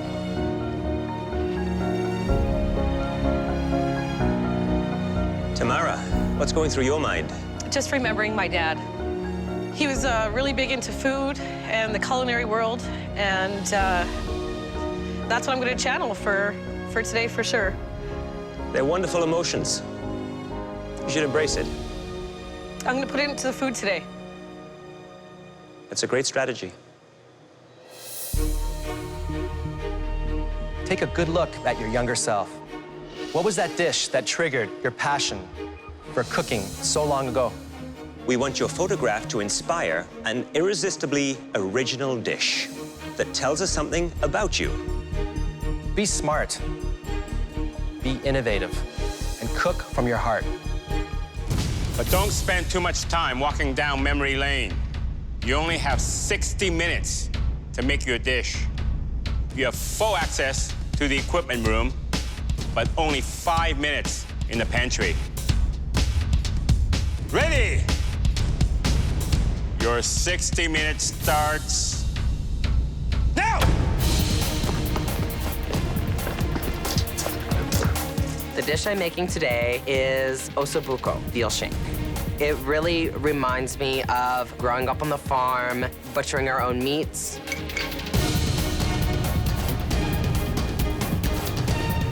Anybody grab rosemary? I grabbed lavender by accident. Fuck. This baby picture of my twin sister and I reminds me of us pretend cooking in our backyard and picking little baby mangoes. For me, one of my earliest childhood memories is my mother making creme caramel. And my brothers and I would run around, grab teaspoons, and scrape that little bit of caramel that was left in the bottom. You know, but what would you do? Peanut butter and banana. Wrap the banana in bread and sear it. Probably a peanut parfait with it. Some type of a jelly. I'm making take on chopped liver. Was my dad's favorite Jewish dish. He would be so proud of me today. He would be just ecstatic that I was here. Very emotional day. Yeah. I'm gonna do a braised goat on a roasted garlic mash with crispy kale. But my dad loves goat, so I think he'll dig this dish. So I hope when he's watching this, he'll be like, oh, I like it, ballsy move, son. I'm just gonna be doing it in a pressure cooker. It's gonna be pretty interesting. Well, I can tell you, I wouldn't be using a pressure cooker. You can't see, touch, and taste the cooking process. And that's high risk when you've got 60 minutes to do a dish. So I'm making char siu tong hoa, which is pretty much barbecue pork and soup noodles. Ooh. And then I'm gonna make a pork broth with some spinach. I'm making curried shrimp, roti, sliced avocados, and a pepper chutney. Definitely reminds me of my twin sister. You have 30 minutes left. Pino, what's going on? I'm making some homemade gnocchi, and I have some breaded veal cutlet. Reminds me of my mom. Fettine, we call them, like breaded veal. That's one of our staples as we were kids. I wish I had a mom like that. I ate instant noodles, that's all I ever ate. Good old mac and cheese. Good old mac and cheese, yeah. That was a staple at home, was it? Growing up, my mom raised me, single mom. We didn't have a lot of money. I ate a lot of mac and cheese. So yeah, today I'm making a fancy one. So how are you going to be elevating your mac and cheese? I'm going to pay homage to my roots and show how far I've come since then. What have you got in there, bay leaf? I've got bay leaf, a touch of tarragon, salt, pepper, and some bacon. That's smart. Thank you. Got some good flavor there. Thank you, Chef. Just check on the seasoning, huh? Absolutely. Hey, Mike, this looks delicious. Potatoes. Wow. Those are incredible. Thank you. Very nice. And what are you making here? So I've got a braised goat. Wow. I just took the pressure cooker off now. Have you ever used a pressure cooker before? Yeah, just once or twice. Wow.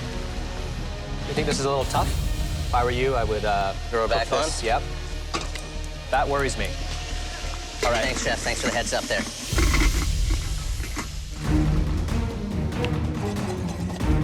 $20 minutes left. You have 20 minutes left. Do you have any flour?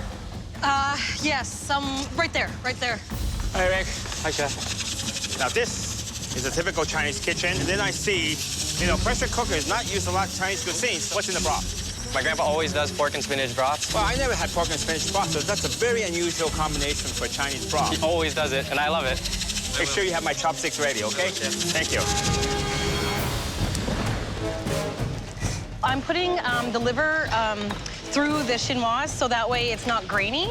And so when it comes out, it's a nice smooth pate instead of grainy liver pieces. Apple's going to the onions to give a bit of sweetness to chopped liver? You got it. Okay. And I'm finishing off with a sherry vinegar and some sherry wine. Wow, and the pork. Yeah. I like it, lots of alcohol. Is that the homage to your father? Yes, Chef. What are you making here? I am making curried shrimp with roti. Have you cooked with shrimp before? Yes. That's delicious. Wow, that is hot. Yes, I didn't put that much in it. Holy. 10-minute time check. 10 minutes remaining. I gotta get some color in here. I gotta get my gnocchi in and into the pan. There's a few things that could go really wrong here. How is Pino's gnocchi? Prefer a bit more sauce, but other than that, I think he's doing well. I can't wait for you guys to try Marita's dish. But it looks like a very small portion, so I hope I'm going first. Pasta, I'm just cutting now. And then I gotta boil it. Oh, man. Yeah, I got a lot to do in a little bit of time. 5 minutes left. You have 5 minutes remaining. Come on. Uncooked. I'm okay, because it is fairly simple. It all comes together, and then it's just really a couple of bit of blowtorching after that, and I'm really comfortable with it. Oh, that was close. 1 minute! The home cooks have just moments to spare in a mystery box inspired by their childhood photos. Finishing touches should be going on the plate, wiping down, and final checking. 8, 7, 6, 5, 4, 3, 2, 1. Heads up! I'm really happy with how my dish turned out. I'm actually, for once, like, super proud and just super confident with my dish. The judges will now take one last look at the dishes before selecting the 3 best for tasting. It looks good. I would actually see myself ordering that in a restaurant. The winner of this mystery box will receive a huge advantage in the upcoming elimination challenge that will determine who makes it into the top 10 of MasterChef Canada.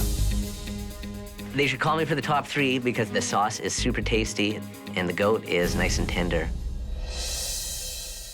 Today, you were inspired by your childhood memories, and there were some great results. The first dish we want to see was made by a home cook who wanted to honor their background. They made the kind of hearty comfort food that leaves people wanting more.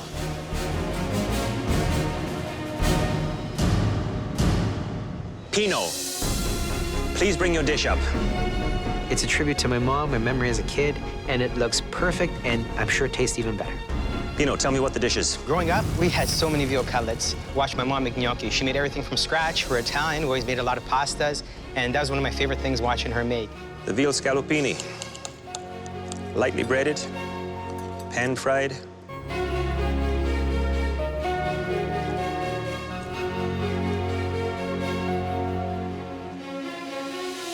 Nicely cooked peas, the veal scallopini, seasoned to the T.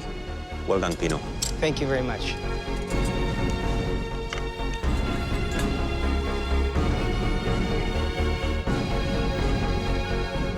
Are we gonna be short and sweet? I wish I had your mother too.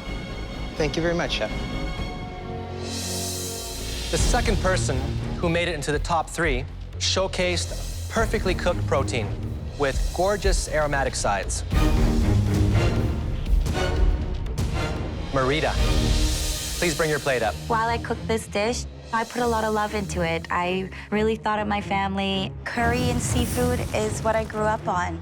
And it reminded me of my sister because she cooks like a Trinidadian grandma, also like my mom.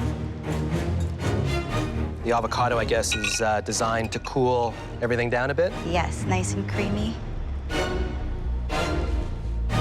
And it works.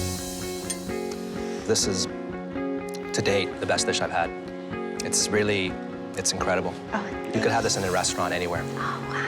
I want the recipe. Yes, thank you, Chef.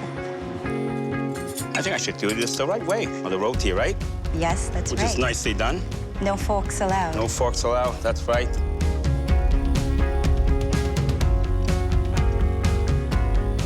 Well, I'm in love. Thank you, Chef. It's such a big compliment.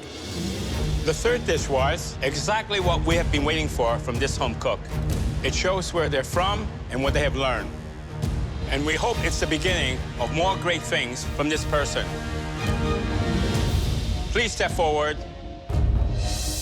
Eric. This is absolutely the dish that I'm most proud of.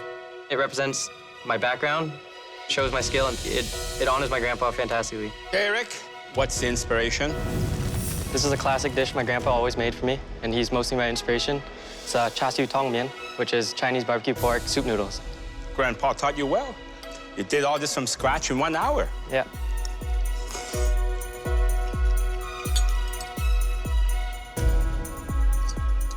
Hosek.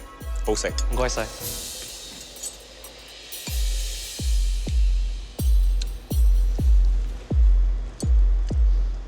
kind of broth that my mother would say would warm the cockles of your heart. This you learned from your grandfather, you say? Yeah, barbecue pork recipes is. When you see your grandfather next, I'd like you to tell him that he should be very, very proud of his grandson. Thank you so much, Chef. Well done. Thank you, Chef. Thank you. We need a moment to consult. It's great to see some dynamic, fresh flavors. Everything just hit that mark. It was balance, it was technique. I would put them both dishes as equal. So we all agree. 3 outstanding dishes, inspired by your childhood memories. I want to be Canada's first master chef. Every dish that I put out helps me progress to that. But only one can win this mystery box challenge. I know this is the top dish. It has the flavor, it has the technical difficulty, and it has the innovation. The winner of this challenge, the cook that right now has the competitive advantage. I know I did really well. Is it good enough to win? I think so. Is Eric. Boy. Thank you so much, chefs. I won the most important challenge in this competition yet, so I'm pretty stoked. Eric, for winning the mystery box, you will receive a huge advantage in the upcoming elimination challenge. Please follow us into the MasterChef Canada pantry. A little disappointed wasn't me. Obviously, I really wanted to win. But then I look at Eric, and he's a great cook. As the winner of the mystery box, Eric now has the other home cook's fate in his hands, as he gets to choose the ingredient or style of cooking that everyone must use. Eric, congratulations. Thank you, Chef. You get a huge advantage in the upcoming elimination challenge. You won't be cooking today. And it means you are now in the top 10. Thank you. Congratulations. Thank you, Chef. Usually, this involves us showing you 3 very special ingredients. But today, there's only one. An Alberta beef cow. Wow. A big culinary trend today is nose-to-tail eating. That means using every part of the animal. The brain, the most difficult to work with. If undercooked, totally mushy and inedible. The tongue. The challenge here is removing the skin. Bone marrow, one of my personal favorite. The tomahawk steak, bone-in ribeye. Every chef would like to get their hands on this. But sometimes simple things can be tricky. The flank steak. If you cut this piece of meat when it's still hot, it will bleed everywhere. Let it rest. Kidneys, easy to mess up. Oxtails you'll find in many, many different cultures. The wonderful thing about oxtails is that they absorb flavor. Liver, slice it thin, classic liver and onions. Sweetbreads, if overcooked, can turn bitter. Beef cheeks, my favorite. Moist, tender, and succulent when cooked to perfection. Your second advantage gives you an extraordinary level of control. You get to decide which cuts each of your fellow competitors will have to cook with today. Awesome. So Eric, what are you thinking? I definitely know which 2 I want to send home. They're getting the beef tongue and brains for sure. Please match each home cook's name with the part of the cow you're going to be choosing for them. 10 very important decisions that will determine who will be joining you in the top 10 of MasterChef Canada.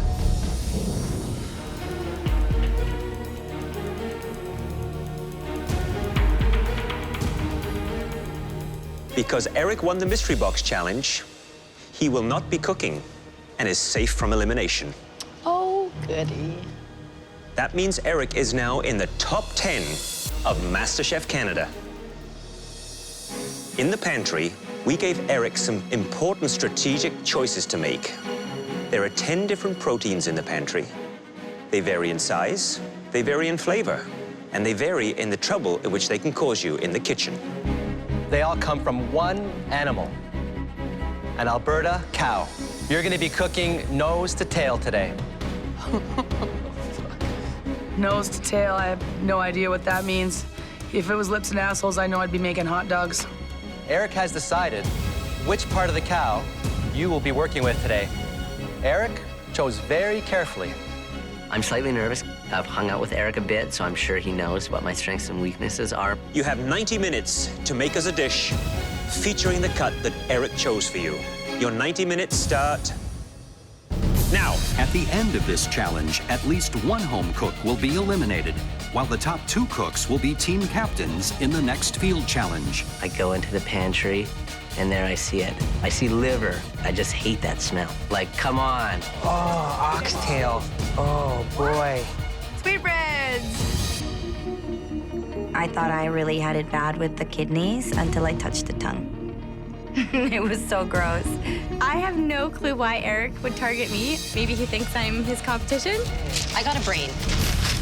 I want to see Kayla cook brains. I want to see if she has what it takes. I make him cook dessert. He gives me brains. We're not even at all. Eric gives me beef cheeks. I didn't even know you cooked with the cheeks of a cow. I think he intended to be good to me. Bet you he loves beef cheeks. If I was cooking, I would want to use the beef cheeks. Eric gives me the tomahawk steak. I think it's a gift. I grew up on a farm and grew up cooking steak, so it's kind of in my blood. Dale is probably going to overthink this. I don't think I'm going home on this today for sure. And I would be very embarrassed if I did.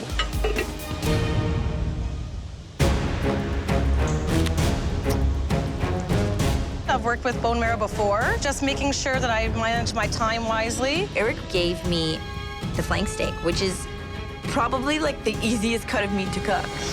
And normally I'd cook like chicken livers at home, but like, that's a big friggin' piece of liver. Some people are actually butchering the meats. Mike, come on, man. He was cutting like steaks of liver, and you should never do that. You know, for me, this is like a Chinese swing. We are famous for nose to tail. I would eat everything. I practically have eaten everything. I would love to do the sweetbread. What would you do to elevate it? What I do in Hong Kong is actually, I serve it with oyster. So it's like a Chinese surf and turf. Today I am making a beet salad and I'm serving it with a beef tongue. I'm gonna cook it in a pressure cooker. I've made a bit of a broth here with some onions, carrots, celery, cherry, and a little bit of beef broth. I have no clue what tongue tastes like, and I'm assuming because I tried to get this peel off, I can't get it off, so I think I have to cook it. If I was going to be working with the tongue, it's going to take a while to cook. Lift it out, peel it whilst it's hot, because that's the best way, the best chance to get that skin off. I would take some of the poaching broth, simmer it down, add a little bit more of the fresh herbs, and create a little bit of sauce, and just serve it warm. 45 minutes. I'm gonna make a cheeky beef stew today. I don't have hours of time to do it, so I'm gonna use a pressure cooker. So I'm making oxtail. I'm gonna make it a Jamaican style because that's the only way I've ever had it. I've had the pleasure of going to Jamaica with my wife. We've had it there. If everything goes according to plan, this dish will get me into the top 10.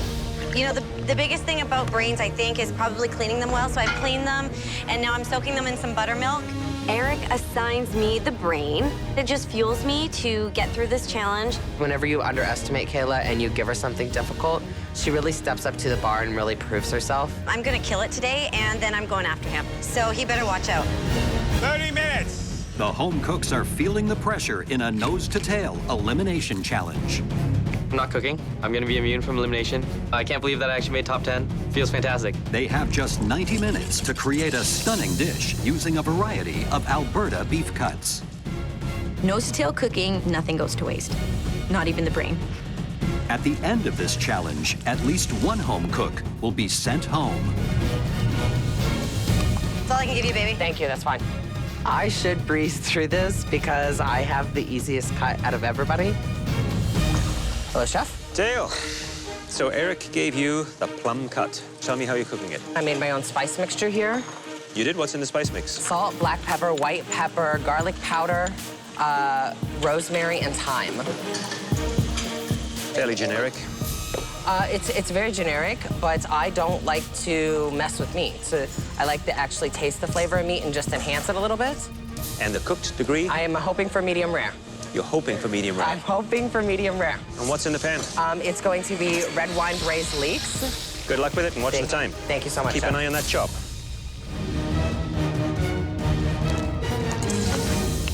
I'm making a marinated flank steak with chimichurri, grilled corn, salad. I'm nervous that it's going to be under-seasoned.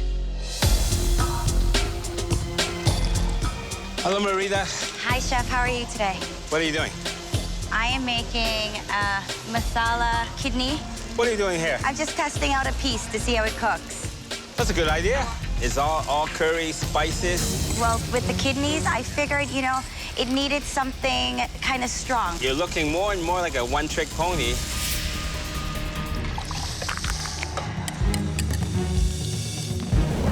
Danielle, how are you? Hello.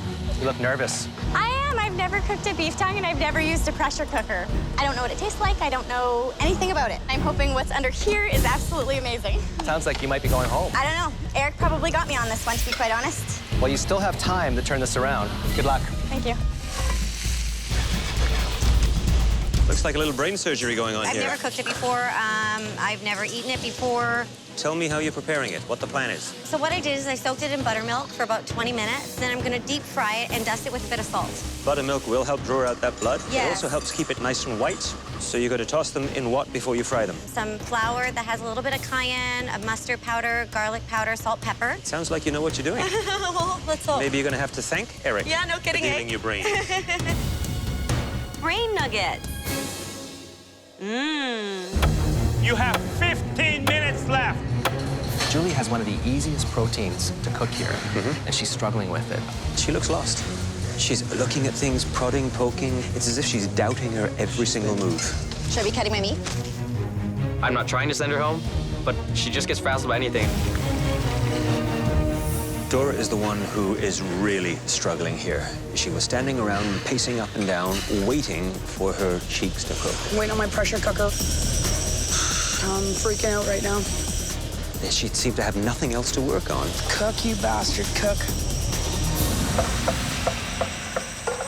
I'm very concerned about Danielle. She lost a lot of time on trying to peel the underside of the tongue, which didn't need it. 1 minute.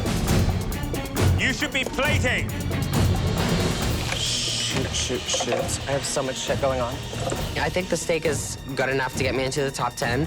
Finishing touches on those plates, please. 9, 8, 7, 6, 5, 4, 3, 2, 1. Heads up.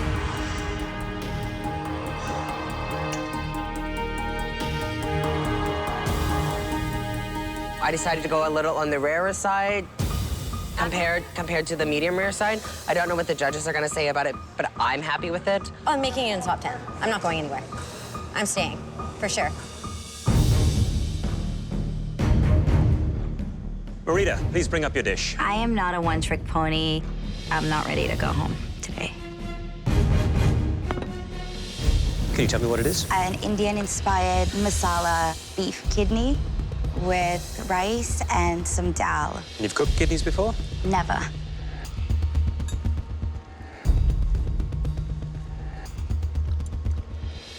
You managed to have the kidney come through quite well.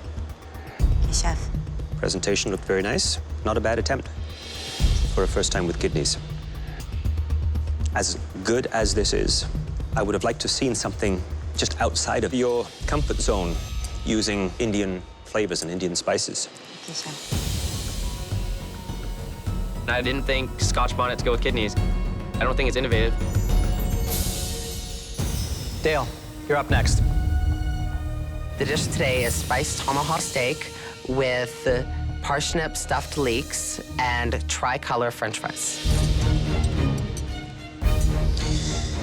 Dale, you told me you were going to cook this medium rare.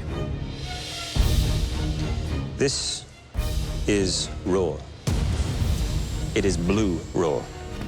It registered 127 in 3 different places. I don't care what it registered. There's nothing magical here. There's no sauce to dip the steak in. There's no jus. It's uninspiring. Sure. First of all, don't argue. Yes, Chef. Nobody eats ribeye this thick, rare.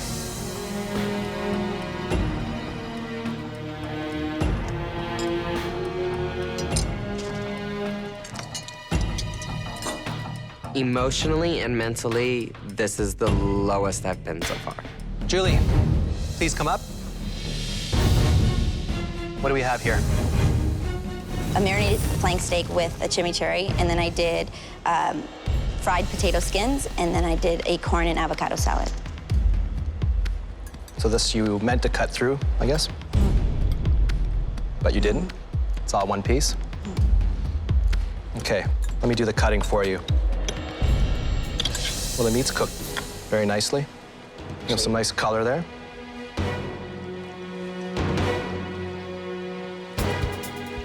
There's good qualities about it. This is delicious. But the star of the show here, it's under-seasoned. When you first described your cooking to us, you described how much passion you have. I'm not sure we've seen that yet.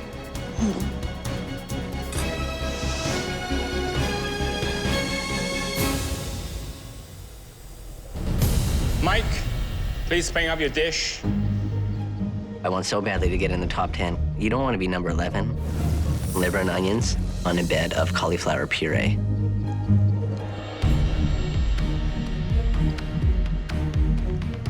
Had you sliced the liver thin and then pan-fried it, it would have held up much better. But I find the cauliflower puree very under-seasoned and wet. Thank you, Mike.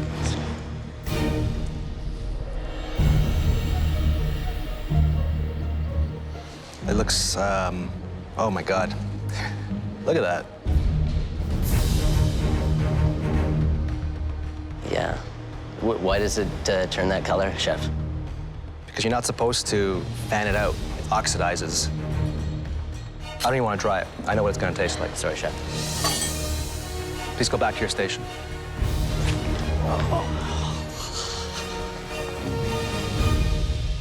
Kayla, please bring up your dish. I am feeling really good. Everything on the dish is looking pretty damn good. Kayla, can you tell me all that's in your dish, please? Crispy fried cow's brains with grilled polenta, sautéed mushrooms, and then a little bit of arugula.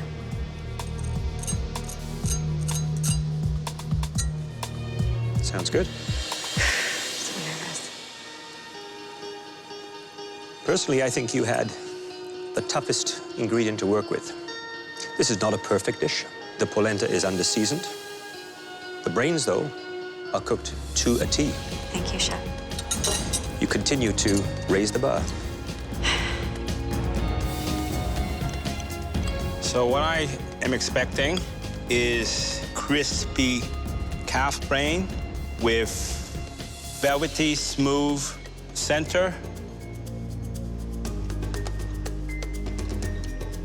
You know, that's what I get. Eric chose the brain especially for you because I think he thinks you lack some. You can tell him from me, you're wrong. You're wrong. So there. No, she's not gonna be in the bottom, which is unfortunate. I'm absolutely the cook to beat because I can make brains perfectly. Danielle, please come up here with your plate. Beef tongue that was cooked in a beef and sherry broth, and I paired it with a roasted beet salad.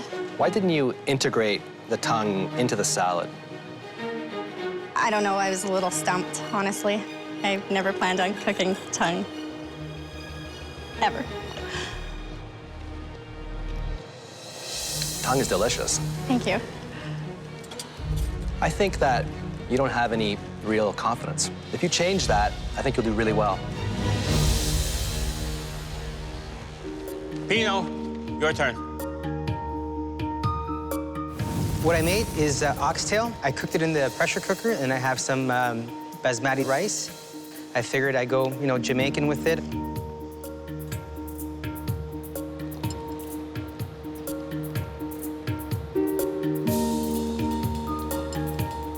How much time did you spend in Jamaica?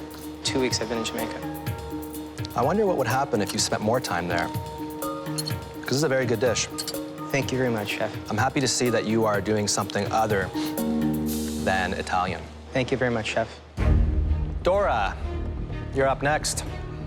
Oh, God. Getting on a top 10 ain't easy. No one said it was. Tough crowd today. Ooh. I didn't know really what to do with cheek, so usually what I do with tough cuts of meat is I make stew. I want to like it. It just looks like barf. Well, it comes apart nicely.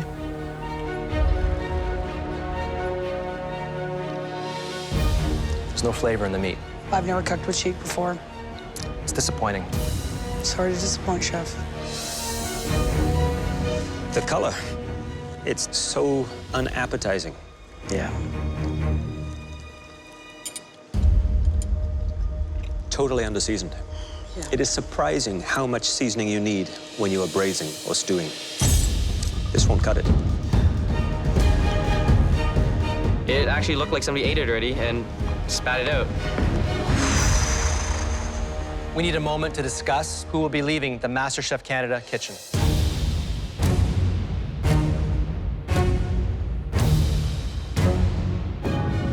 I tell you, there's only one dish for me. I thought it was innovative. I thought it was creative. I had no idea the liver would oxidize. It's a tough one.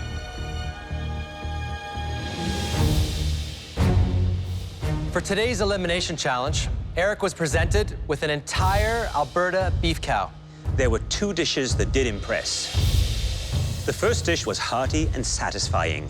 Congratulations, Pinot. The runaway winner in this elimination challenge was Kayla. Thank you. You're both safe from elimination, and you'll be the team captains in our next team challenge. Unfortunately, there were many more dishes that did not do justice to the beautiful Alberta beef parts that you were given. And we've singled out the three worst. Please step forward.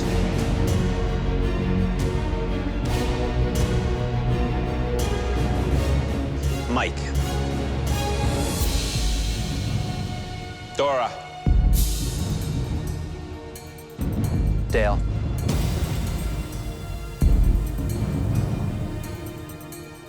You don't make it past you getting your food called barf. Having one of the three worst dishes makes me feel ashamed and disappointed of myself. Eric gave three of the easiest parts to the three of you. And you annihilated them. Mike, please step forward. Your liver looks so bad that Claudia wouldn't even try it.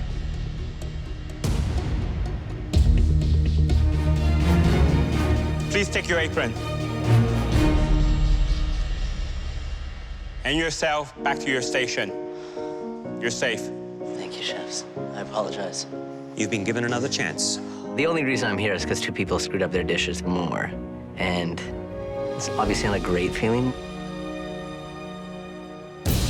Dora and Dale, this is a really tough decision. Dora,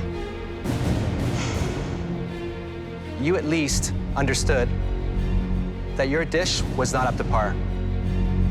Dale, you, on the other hand, questioned our expertise and defended a dish that failed in every regard.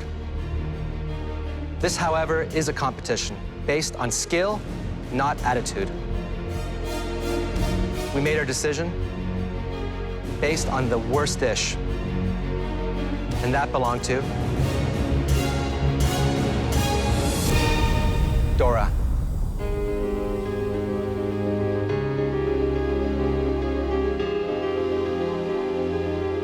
Dale, please go back to your station. Dora, your son encouraged you to enter MasterChef Canada. Yep. Devin J. wanted the rest of the country to see what he already knows. That you're a great home cook. You've shown him that. Thank you very much. Excuse me for this opportunity. And it was a great time. Thank you. You did a great job. Thank you very much. Please come up here and say goodbye. All right. Yeah. I am so proud of the food that I've cooked in this kitchen. It's leaps and bounds from what I started off when I first started this journey here. You should not be a plumber. Thank you so much. Mommy got her white apron. The red team. I'm most proud of myself for following my dream.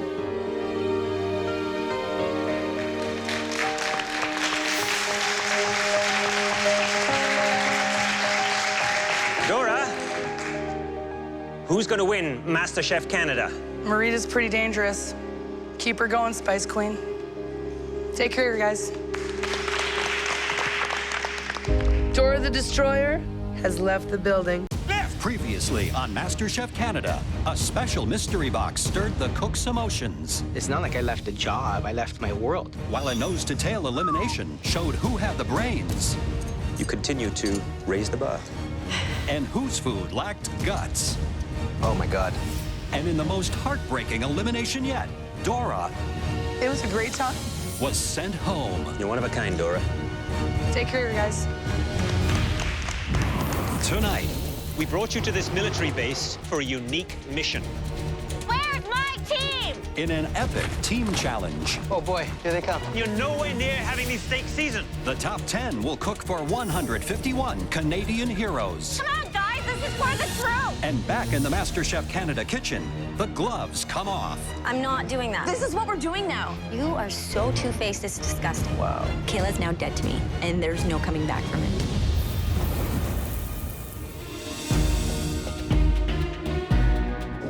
It's daybreak, and the top 10 home cooks are arriving at Canadian Forces Base Trenton for the next team challenge. It's like 4:30 in the morning, and we pull up to the most amazing place. Like, I have no idea what's gonna happen today. Wow, this is amazing. There's an unbelievably huge plane approaching. Wow. This thing is so big, it's just towering over us. It's so cool.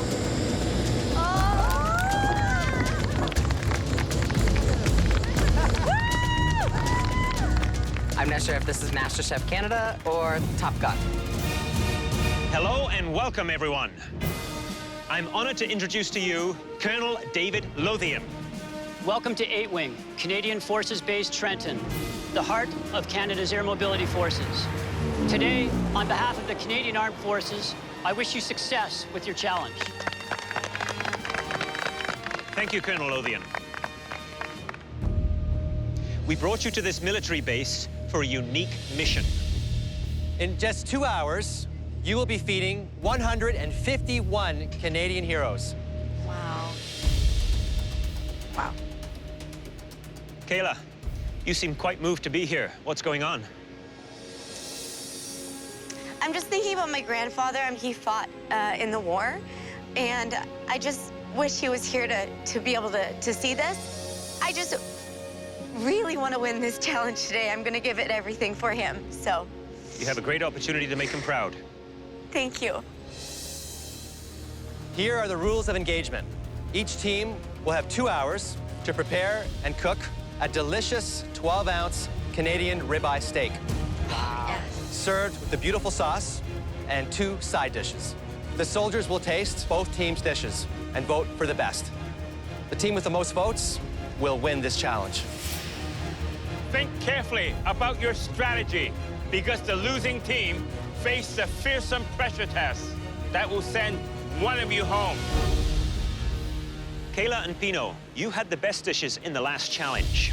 So you are the red and the blue team commanding officers. Come and get your aprons. Nice. Thank you.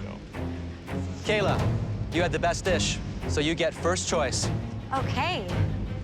The first person I'm going to pick, I really feel like they have a fire burning inside them to prove themselves and to redeem themselves, especially with steak. So for that reason, I'm going to pick Dale. When she picks Dale, I really had to question her intelligence. Steak. Like, why would you do that? Do you want to lose again? As captain of the blue team, who do you choose first? The first person I choose, she has a lot of confidence, is a great home cook. I choose Carly. The next person I'm going to pick has really surprised me throughout this competition, so I'm picking Danielle. I choose Tamara. Julie.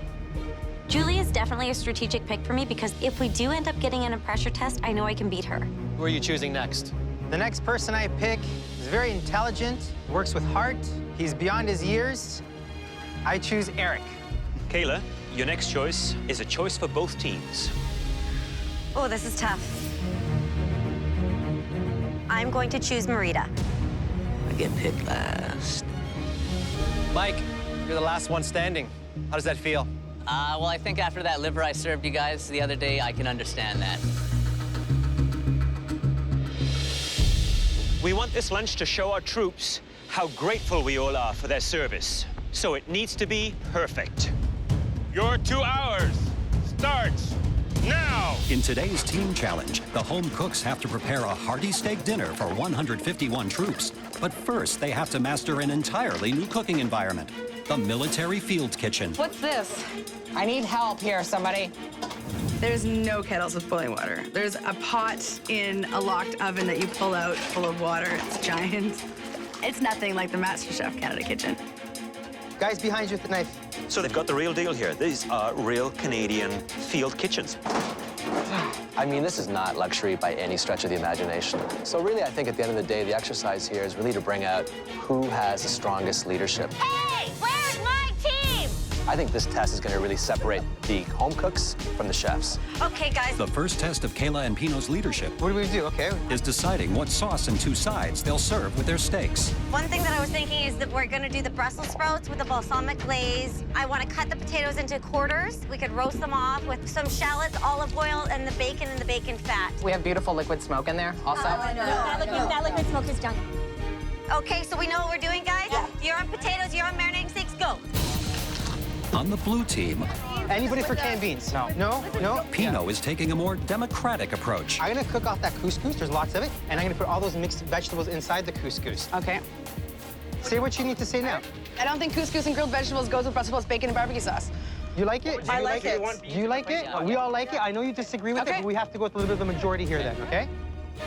Talking about food, what would you be doing? For me, I would just stick with a simple steak and a very nice sauce, but simple steak because you want it to be nice and tender. If you start to do fancy things with it, it's going to go dry. I totally agree. I'd be looking at something like collard greens or kale, stewed down, add some bacon to it. It has to be homey, hearty, and really, really tasty. The blue team is pairing their steak with a vegetable couscous salad and Brussels sprouts. Over on the red team, You guys, we don't want to be in that pressure test. they're serving their steaks with Brussels sprouts and bacon hash, roast potatoes, and a barbecue sauce, which is already causing some controversy. Should I put this whole bottle? No. We should have waited on that. Anything acidic should go into the onions. I never do it that way. But No? Okay. Everything I suggested, Danielle denied. I'm putting some soy sauce in there. No, because we got brown sugar molasses. I just don't think she knows how to make a good barbecue sauce. Kayla, What's up? the sauce needs some flavor. Like, I feel like it needs a little acid, or even the Dijon would be nice in there. Dijon. I think I'm okay with that. But let me get a group opinion. Dale? What? A little bit of Dijon in the sauce, is that okay? Yes, Dijon's fine. Julie, are you okay with that? Yeah, very little, though. Very little. Danielle, a little bit? I can't agree to put Dijon in a barbecue sauce. Okay, then we're not doing it. If we can't get a group consensus, we're not doing it. Come on, because one person didn't want it, it didn't go in. Come on, guys, stay focused. Over on the blue team, their barbecue sauce is also a sore point. Oh, Oh, yeah. it needs a little sweetening. Yeah, absolutely. And just take that acidic edge off of it. Totally. We need help on the sauce, Tamara. Okay. Chef Michael says it's acidic. Yeah, but I've made this 100 times. Once we... In this size? Yeah, like in these same components, yeah. In this size? Not the size is completely different. And you're downstairs grilling soon, so it's gonna have to be done soon. 60 minutes has elapsed. You have now 60 minutes left to cook 151 steaks for some very hungry troops. All right, what do we have in here? A barbecue sauce. That tastes raw. Wow. I would speed this up. Higher heat, divide it into 2 pans going at the same time, and reduce that right down. Otherwise, you're gonna have just tomato sauce on top of a steak, and I wouldn't want to eat that. Claudio told us what we already knew. We were not off to a good start. Okay, what's going on, guys? What was the feedback? Danielle, can we fix this, yes or no, or are we botching it? Let's hear it. Woo-ah! Both teams are preparing steak dinner for 151 troops when Claudio discovers a major problem with the red team's barbecue sauce. That tastes raw. Danielle, comments, please. Be honest with me. I need the... It's not how I would have cooked a barbecue sauce, and I said that the whole way through. Can we fix this, yes or no, or are we botching it? I don't know if we can fix it, but we'll try. Work with each other. Come on, guys. This is for the troops. Along with the sauce, each team is prepping 2 sides to serve with their steaks. After I blanch Brussels sprouts, throw them in a bin that has soap in it. Oh my God. And I'm thinking, ooh, boy. So it turns out our bin had soap in it. What's what? Half of my Brussels sprouts are now in soapy water. Can't believe we lost those fucking Brussels sprouts. Fuck. I'm so worried that we just prepped all these Brussels sprouts and there's not enough Brussels sprouts. There's a whole thing of potatoes still over there. I need to get those potatoes out. We have enough potatoes, Julie, okay? Kayla has made the choice to no longer prep potatoes. I'm gonna keep doing them. No. Done on potatoes. You're done on potatoes. And I know this is a mistake. Let's get this going. Get those Brussels sprouts in the oven. We don't have that many prepped yet. Pino! Okay, hold on. We don't have enough Brussels sprouts. What can we throw in the Brussels sprouts? Some kale? Kale? Quickly, I'm thinking. Beans, let's put beans in it. I need to add beans. Yeah, maybe one more scoop. You have now 30 minutes left, so the steaks better be on the grill soon. Let's get those steaks on.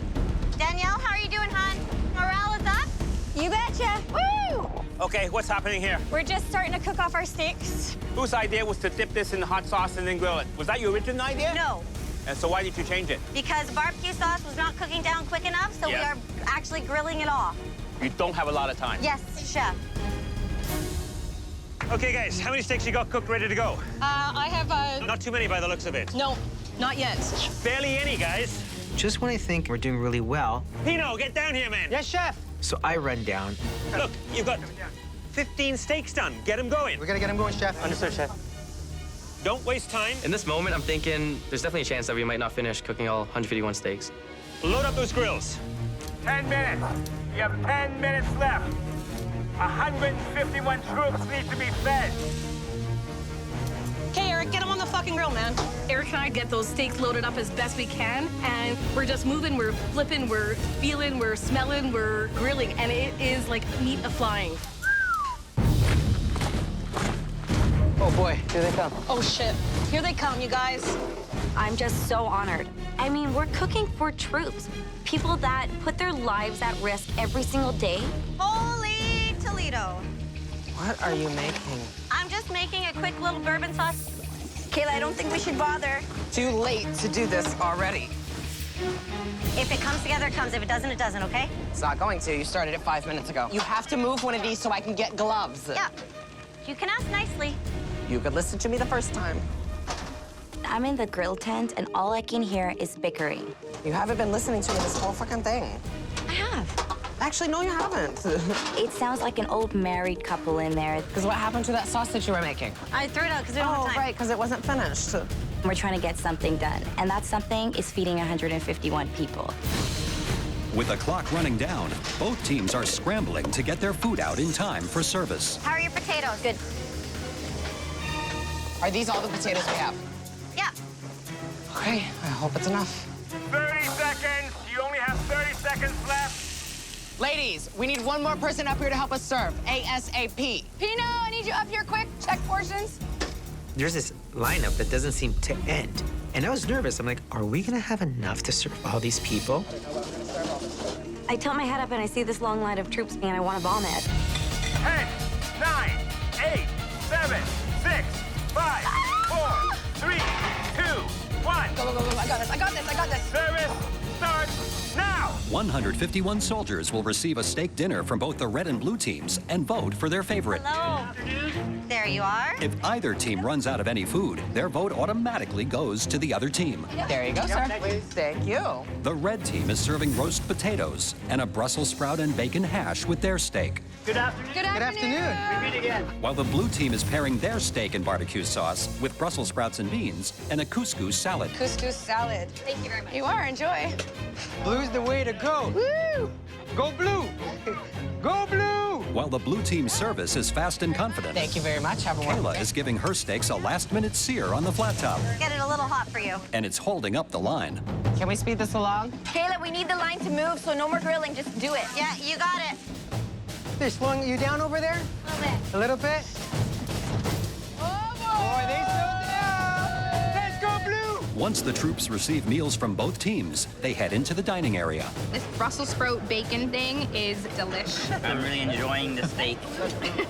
Medium rare, you got it. It's partway through service, and the red team has gotten their speed under control. Thank you. Kayla. Yeah?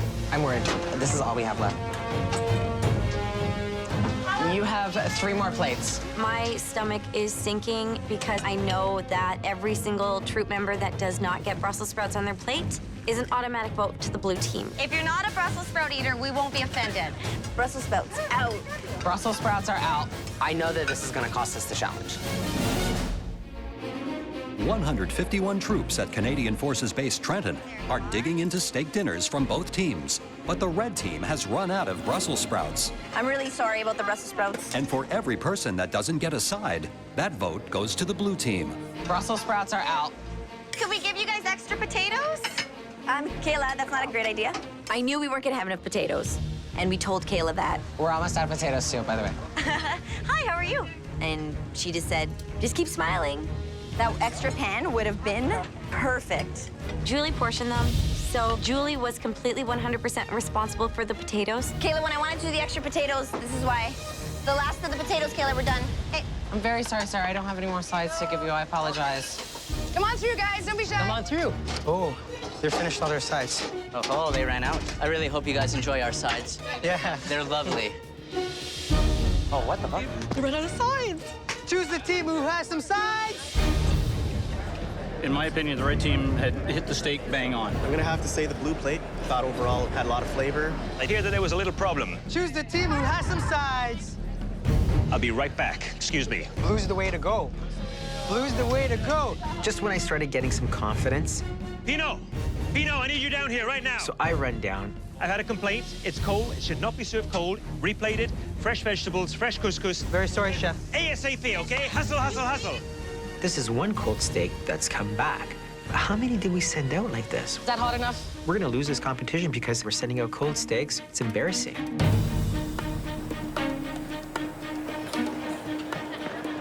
Thank you, Pino. Excuse me. 1 fresh hot steak. Thank you very much. Please enjoy it and accept our apologies. Okay, let's clean up. Now that service is over, the judges canvass the troops for their comments. How are you feeling about the food in general? It was really good. Fantastic. So the blue team. Yep. A lot of vegetables.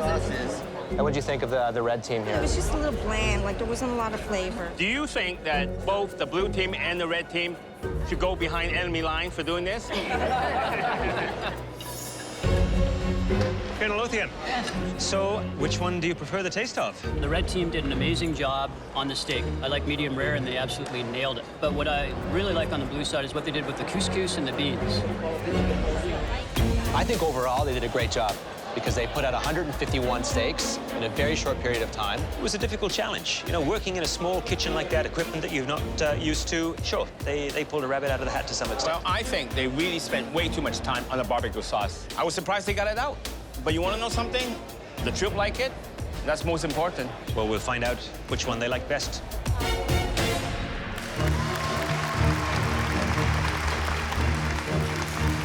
It's a huge honor to cook for the Canadian Forces.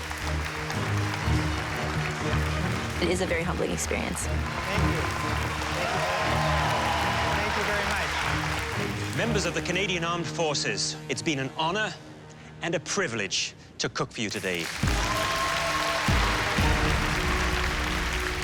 Now you get to tell us which team's entree you like best. The troops will cast their votes by placing a red or blue flag into one of these helmets. The team with the least number of flags will face the upcoming pressure test. We're very confident with what we did, but there's a chance that red could win this. We got a steak sent back to us that was cold. Who knows? Maybe a lot of our steaks could have been cold. I am dreading another pressure test, so I'm hoping a miracle happens. Red team, blue team. It's time to find out which team's dish most impressed are Canadian heroes. Will it be the red team's steak with roast potatoes and Brussels sprout hash, or the blue team's with couscous salad and a Brussels sprout bean mixture? The votes have been counted. The winning team, with 107 of 151 votes, is... Come on. Come on, Blue.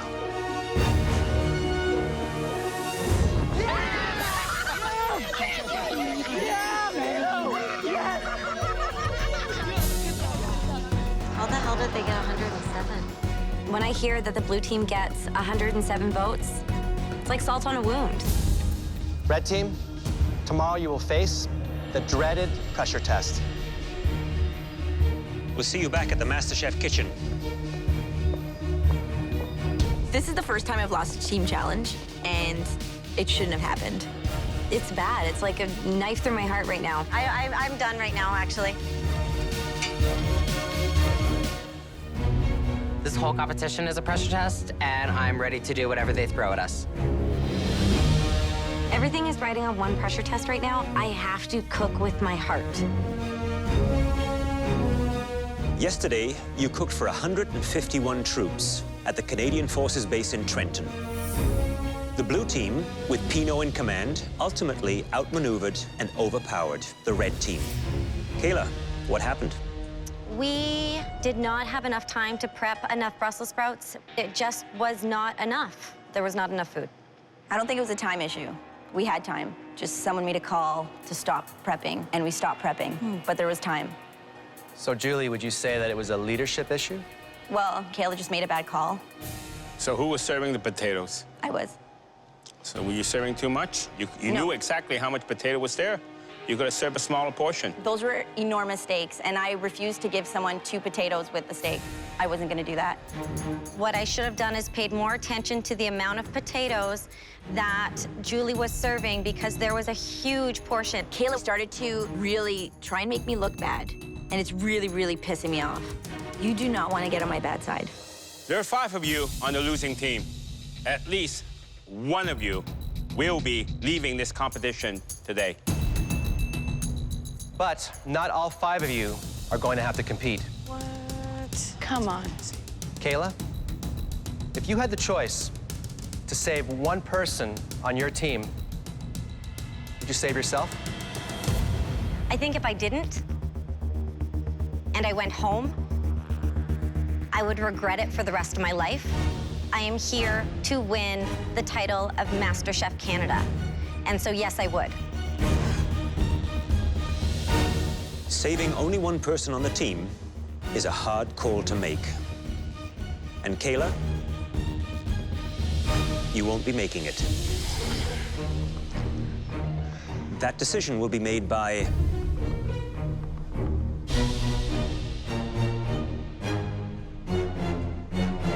all of you as a team. Drop the big bomb that we have to decide as a team, the team that works so well together. Please head to the equipment room. You have 5 minutes. Dear Lord, we can't even work together. This is never gonna happen. Nobody slap anyone. Okay, you know who I think it's gonna be?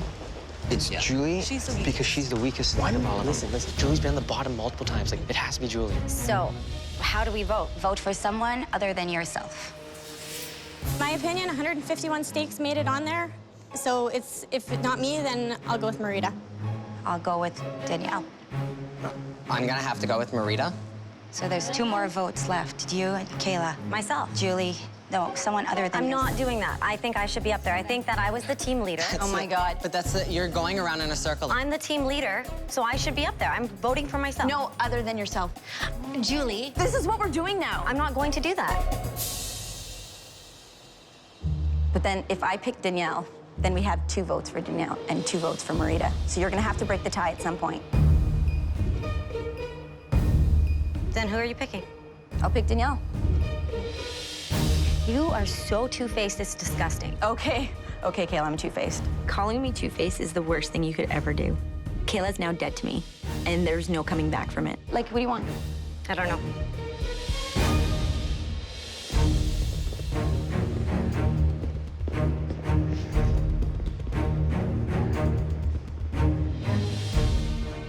All right, Red Team, we asked you to decide who is safe from elimination today. Kayla, what did your team decide? We decided to save Marita. Oh, Marita. The four of you standing before us will compete in today's pressure test. Are you ready to see what you have to master to stay in the MasterChef Canada kitchen? It's a fresh twist on a beloved classic.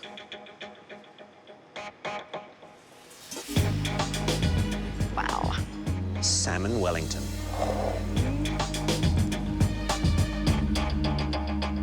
The first component is a light and delicate pastry crust. The second delicious point is the layer of leek and Swiss chard. Next is the salmon, a center cut, moist, succulent, and cooked just right. And on the plate, a light dill sauce. Julie, which part do you think you'll struggle with? I won't struggle with any of it. I like the confidence. You have 60 minutes. Maybe your last 60 minutes cooking for us in this kitchen. At your stations, you'll find state-of-the-art equipment. Everything you need to cook as a flawless Salmon Wellington. Your 60 minutes starts now! Guys, this is gonna be tough, man. Cook this out in an hour? I think the sequence of prep is very critical here. I would be getting the greens, the leek and the Swiss chard cooking, seasoned correctly, and then I've got to cool it down because it needs to be cold when I put it on top of the salmon. Kayla's going after the fish already. Look, she's not even skinning it properly. I'm worried about Kayla's filleting skills.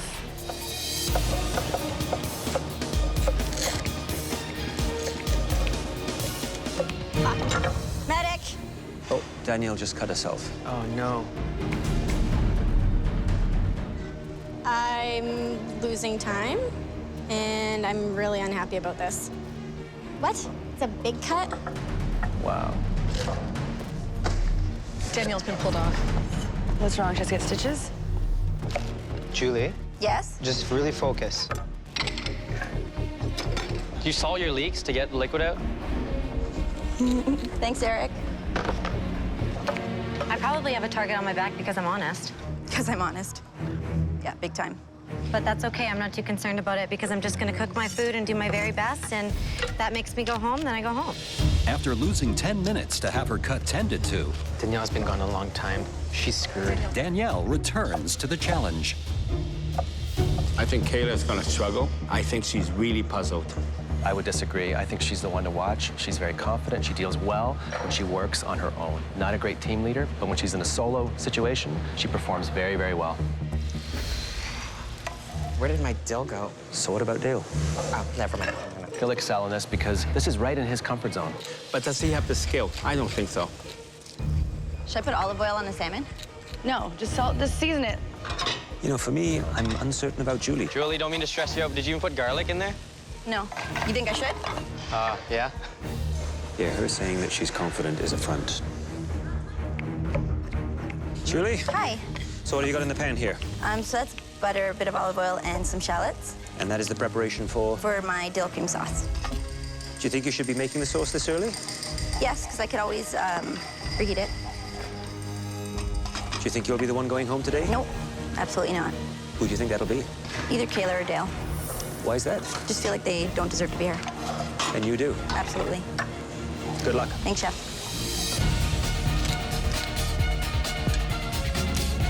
Kayla, how are you? Well, I'm not great. I'm in a pressure test, so And what do you have on your fish here? some sumac, some white pepper, salt. It's very strong, though, sumac. Part of the classic preparation for this? No, it is not. Why would you add that, then? Because I like the flavor of it. Think that's a wise decision? Oh my God, are you kidding me? This is horrible. I can't grab onto it. Dale. Hello, Chef. What's in there? Char? There is char, leek, garlic. I noticed you keep the stock in. Is that normal for you? Yes, it is, because I think even though it's a tiny bit bitter, I actually love the flavors of it, and I think it adds a nice element. I think it's a little more than a tiny bit bitter. Yes, Chef. Danielle's been motoring. She's catching up. It's quite the comeback. Danielle's fish is already wrapped and completely ready to go in the oven. 15 minutes. You have 15 minutes left. All your salmon better be in the oven. Oh my God, Kayla. Stop rubbing your hot hands on it. 15 minutes, I'm still busting with my puff pastry, and I'm freaking out right now. I'm freaking out. 15 minutes. Oh my God, Kayla. Dale and Kayla is still messing around, wrapping their fish. There's only 15 minutes left. What am I doing? Confidence. Yep, it's going in the oven now. It just looks awkward. Keep an eye on your salmon that's in the oven. The single most difficult challenge is the cooking of that fish, because you can't see it, can't touch it. It's encased in pastry. Is it browning? Very little. Danielle's Salmon Wellington is beautiful. You have 2 minutes left. Final 2 minutes. Dale, just leave it to the last 10 seconds. It's not enough time. How much time do we have? 1 minute. 1 minute.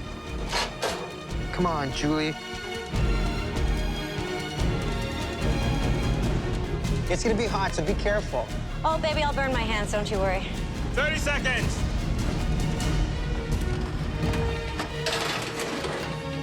15 seconds.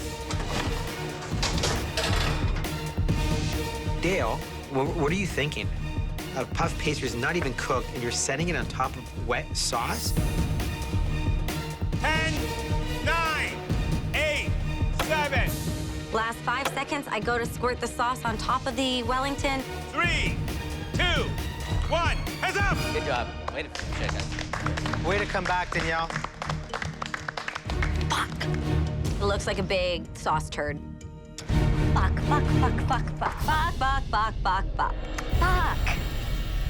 I'm going home. Kick everyone else's ass. It's time to taste your Salmon Wellingtons. Please bring them all down to the front. At this point, I'm only feeling about 60% confident that I have any chance in this competition.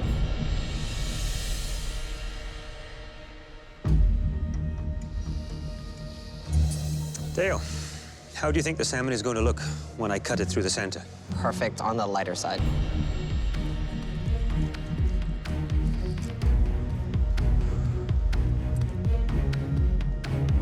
It seems to be perfect on the lighter side.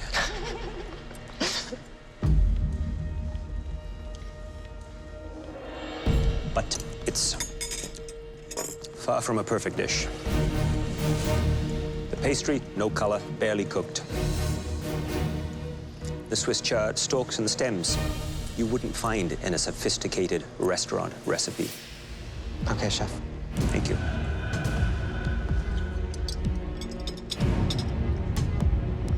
A lot of chunky bits here. Rawish or light salmon on the raw side.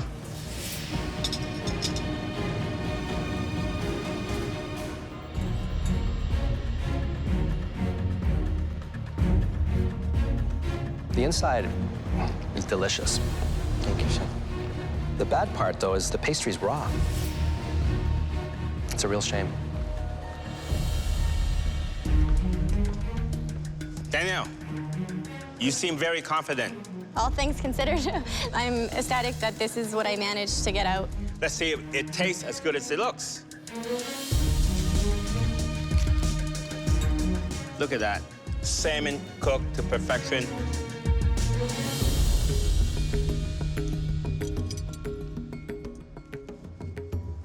Crispy pastry. Just the right season for the vegetable. Sauce, nice compliment.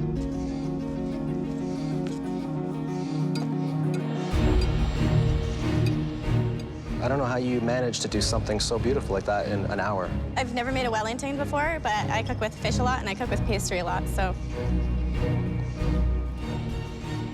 It's delicious. Thank you. Thank you, Chef.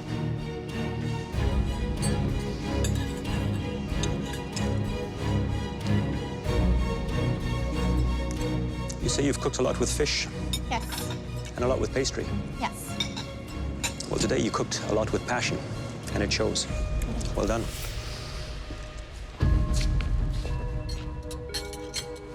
Wow. I'd be out of business if I sold dishes that were this big. It's massive.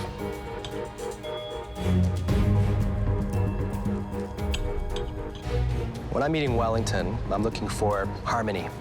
I'm looking for an exterior that's crispy and an inside that's cooked properly. Did you use the center cut or the tail cut of the fish? I can't remember now.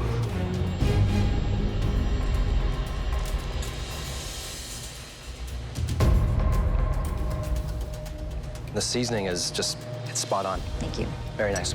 Good job, Julie. Good job, Julie.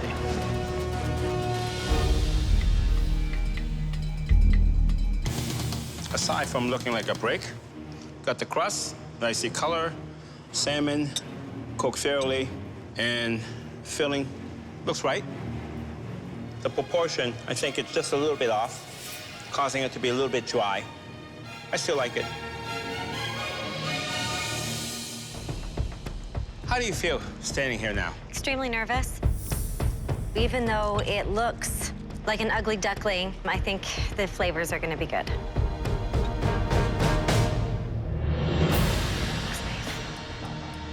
The salmon looks very nice. But that's looks. Taste is more important, right? Absolutely.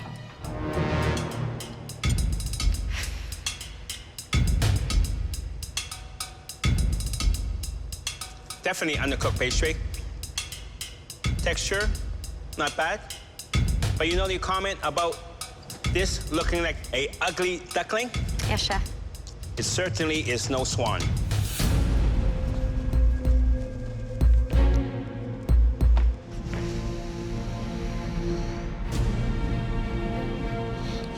What happened? What caused this? Time management. Wow. That is raw.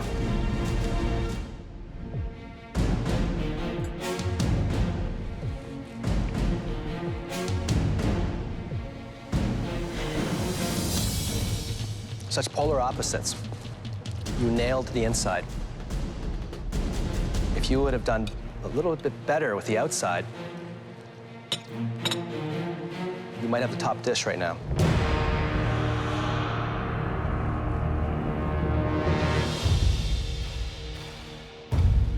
That was truly an incredible pressure test. You all cooked valiantly, some more successfully than others. We need a moment to discuss who'll be going home.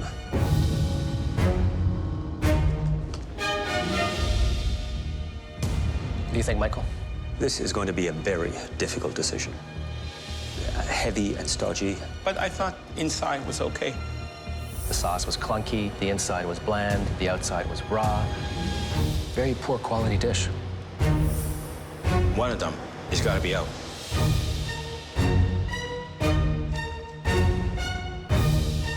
Please step forward. Danielle. Your Salmon Wellington looked beautiful, and its appearance was not deceiving. Take off your apron and please head upstairs. Thank you very much. The other dish, it was made by a home cook who has underperformed in this competition. Come on, Julie. Julie. But it looks like that's about to change. Julie, congratulations. Please take off your apron and head upstairs. Thank you. My plan was to get Julie and Danielle, and now they're in the top, and it was a total fluke. Dale and Kayla, your performance was bad enough to send you both home. But there was one dish that was marginally more refined.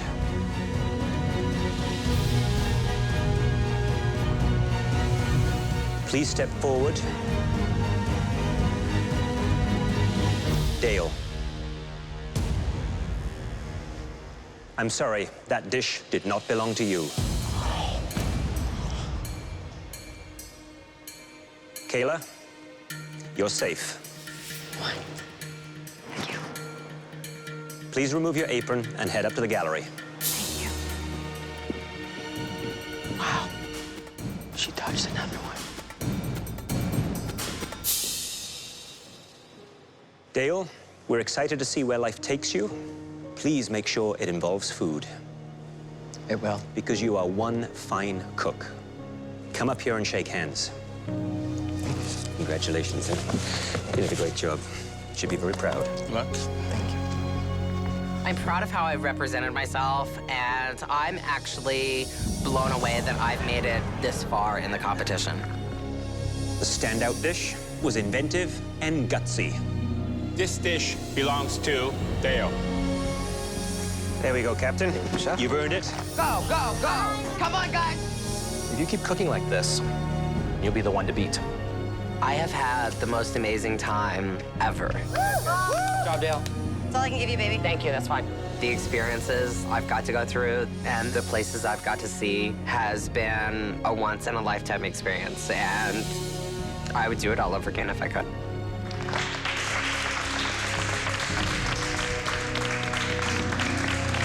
Dale, who's going to be the first MasterChef Canada? Kayla's gonna kill them all. She's gonna come back and win it. Thank you, Dale. I'm gonna kill it, and I can't wait to see Dale. It's gonna be fantastic.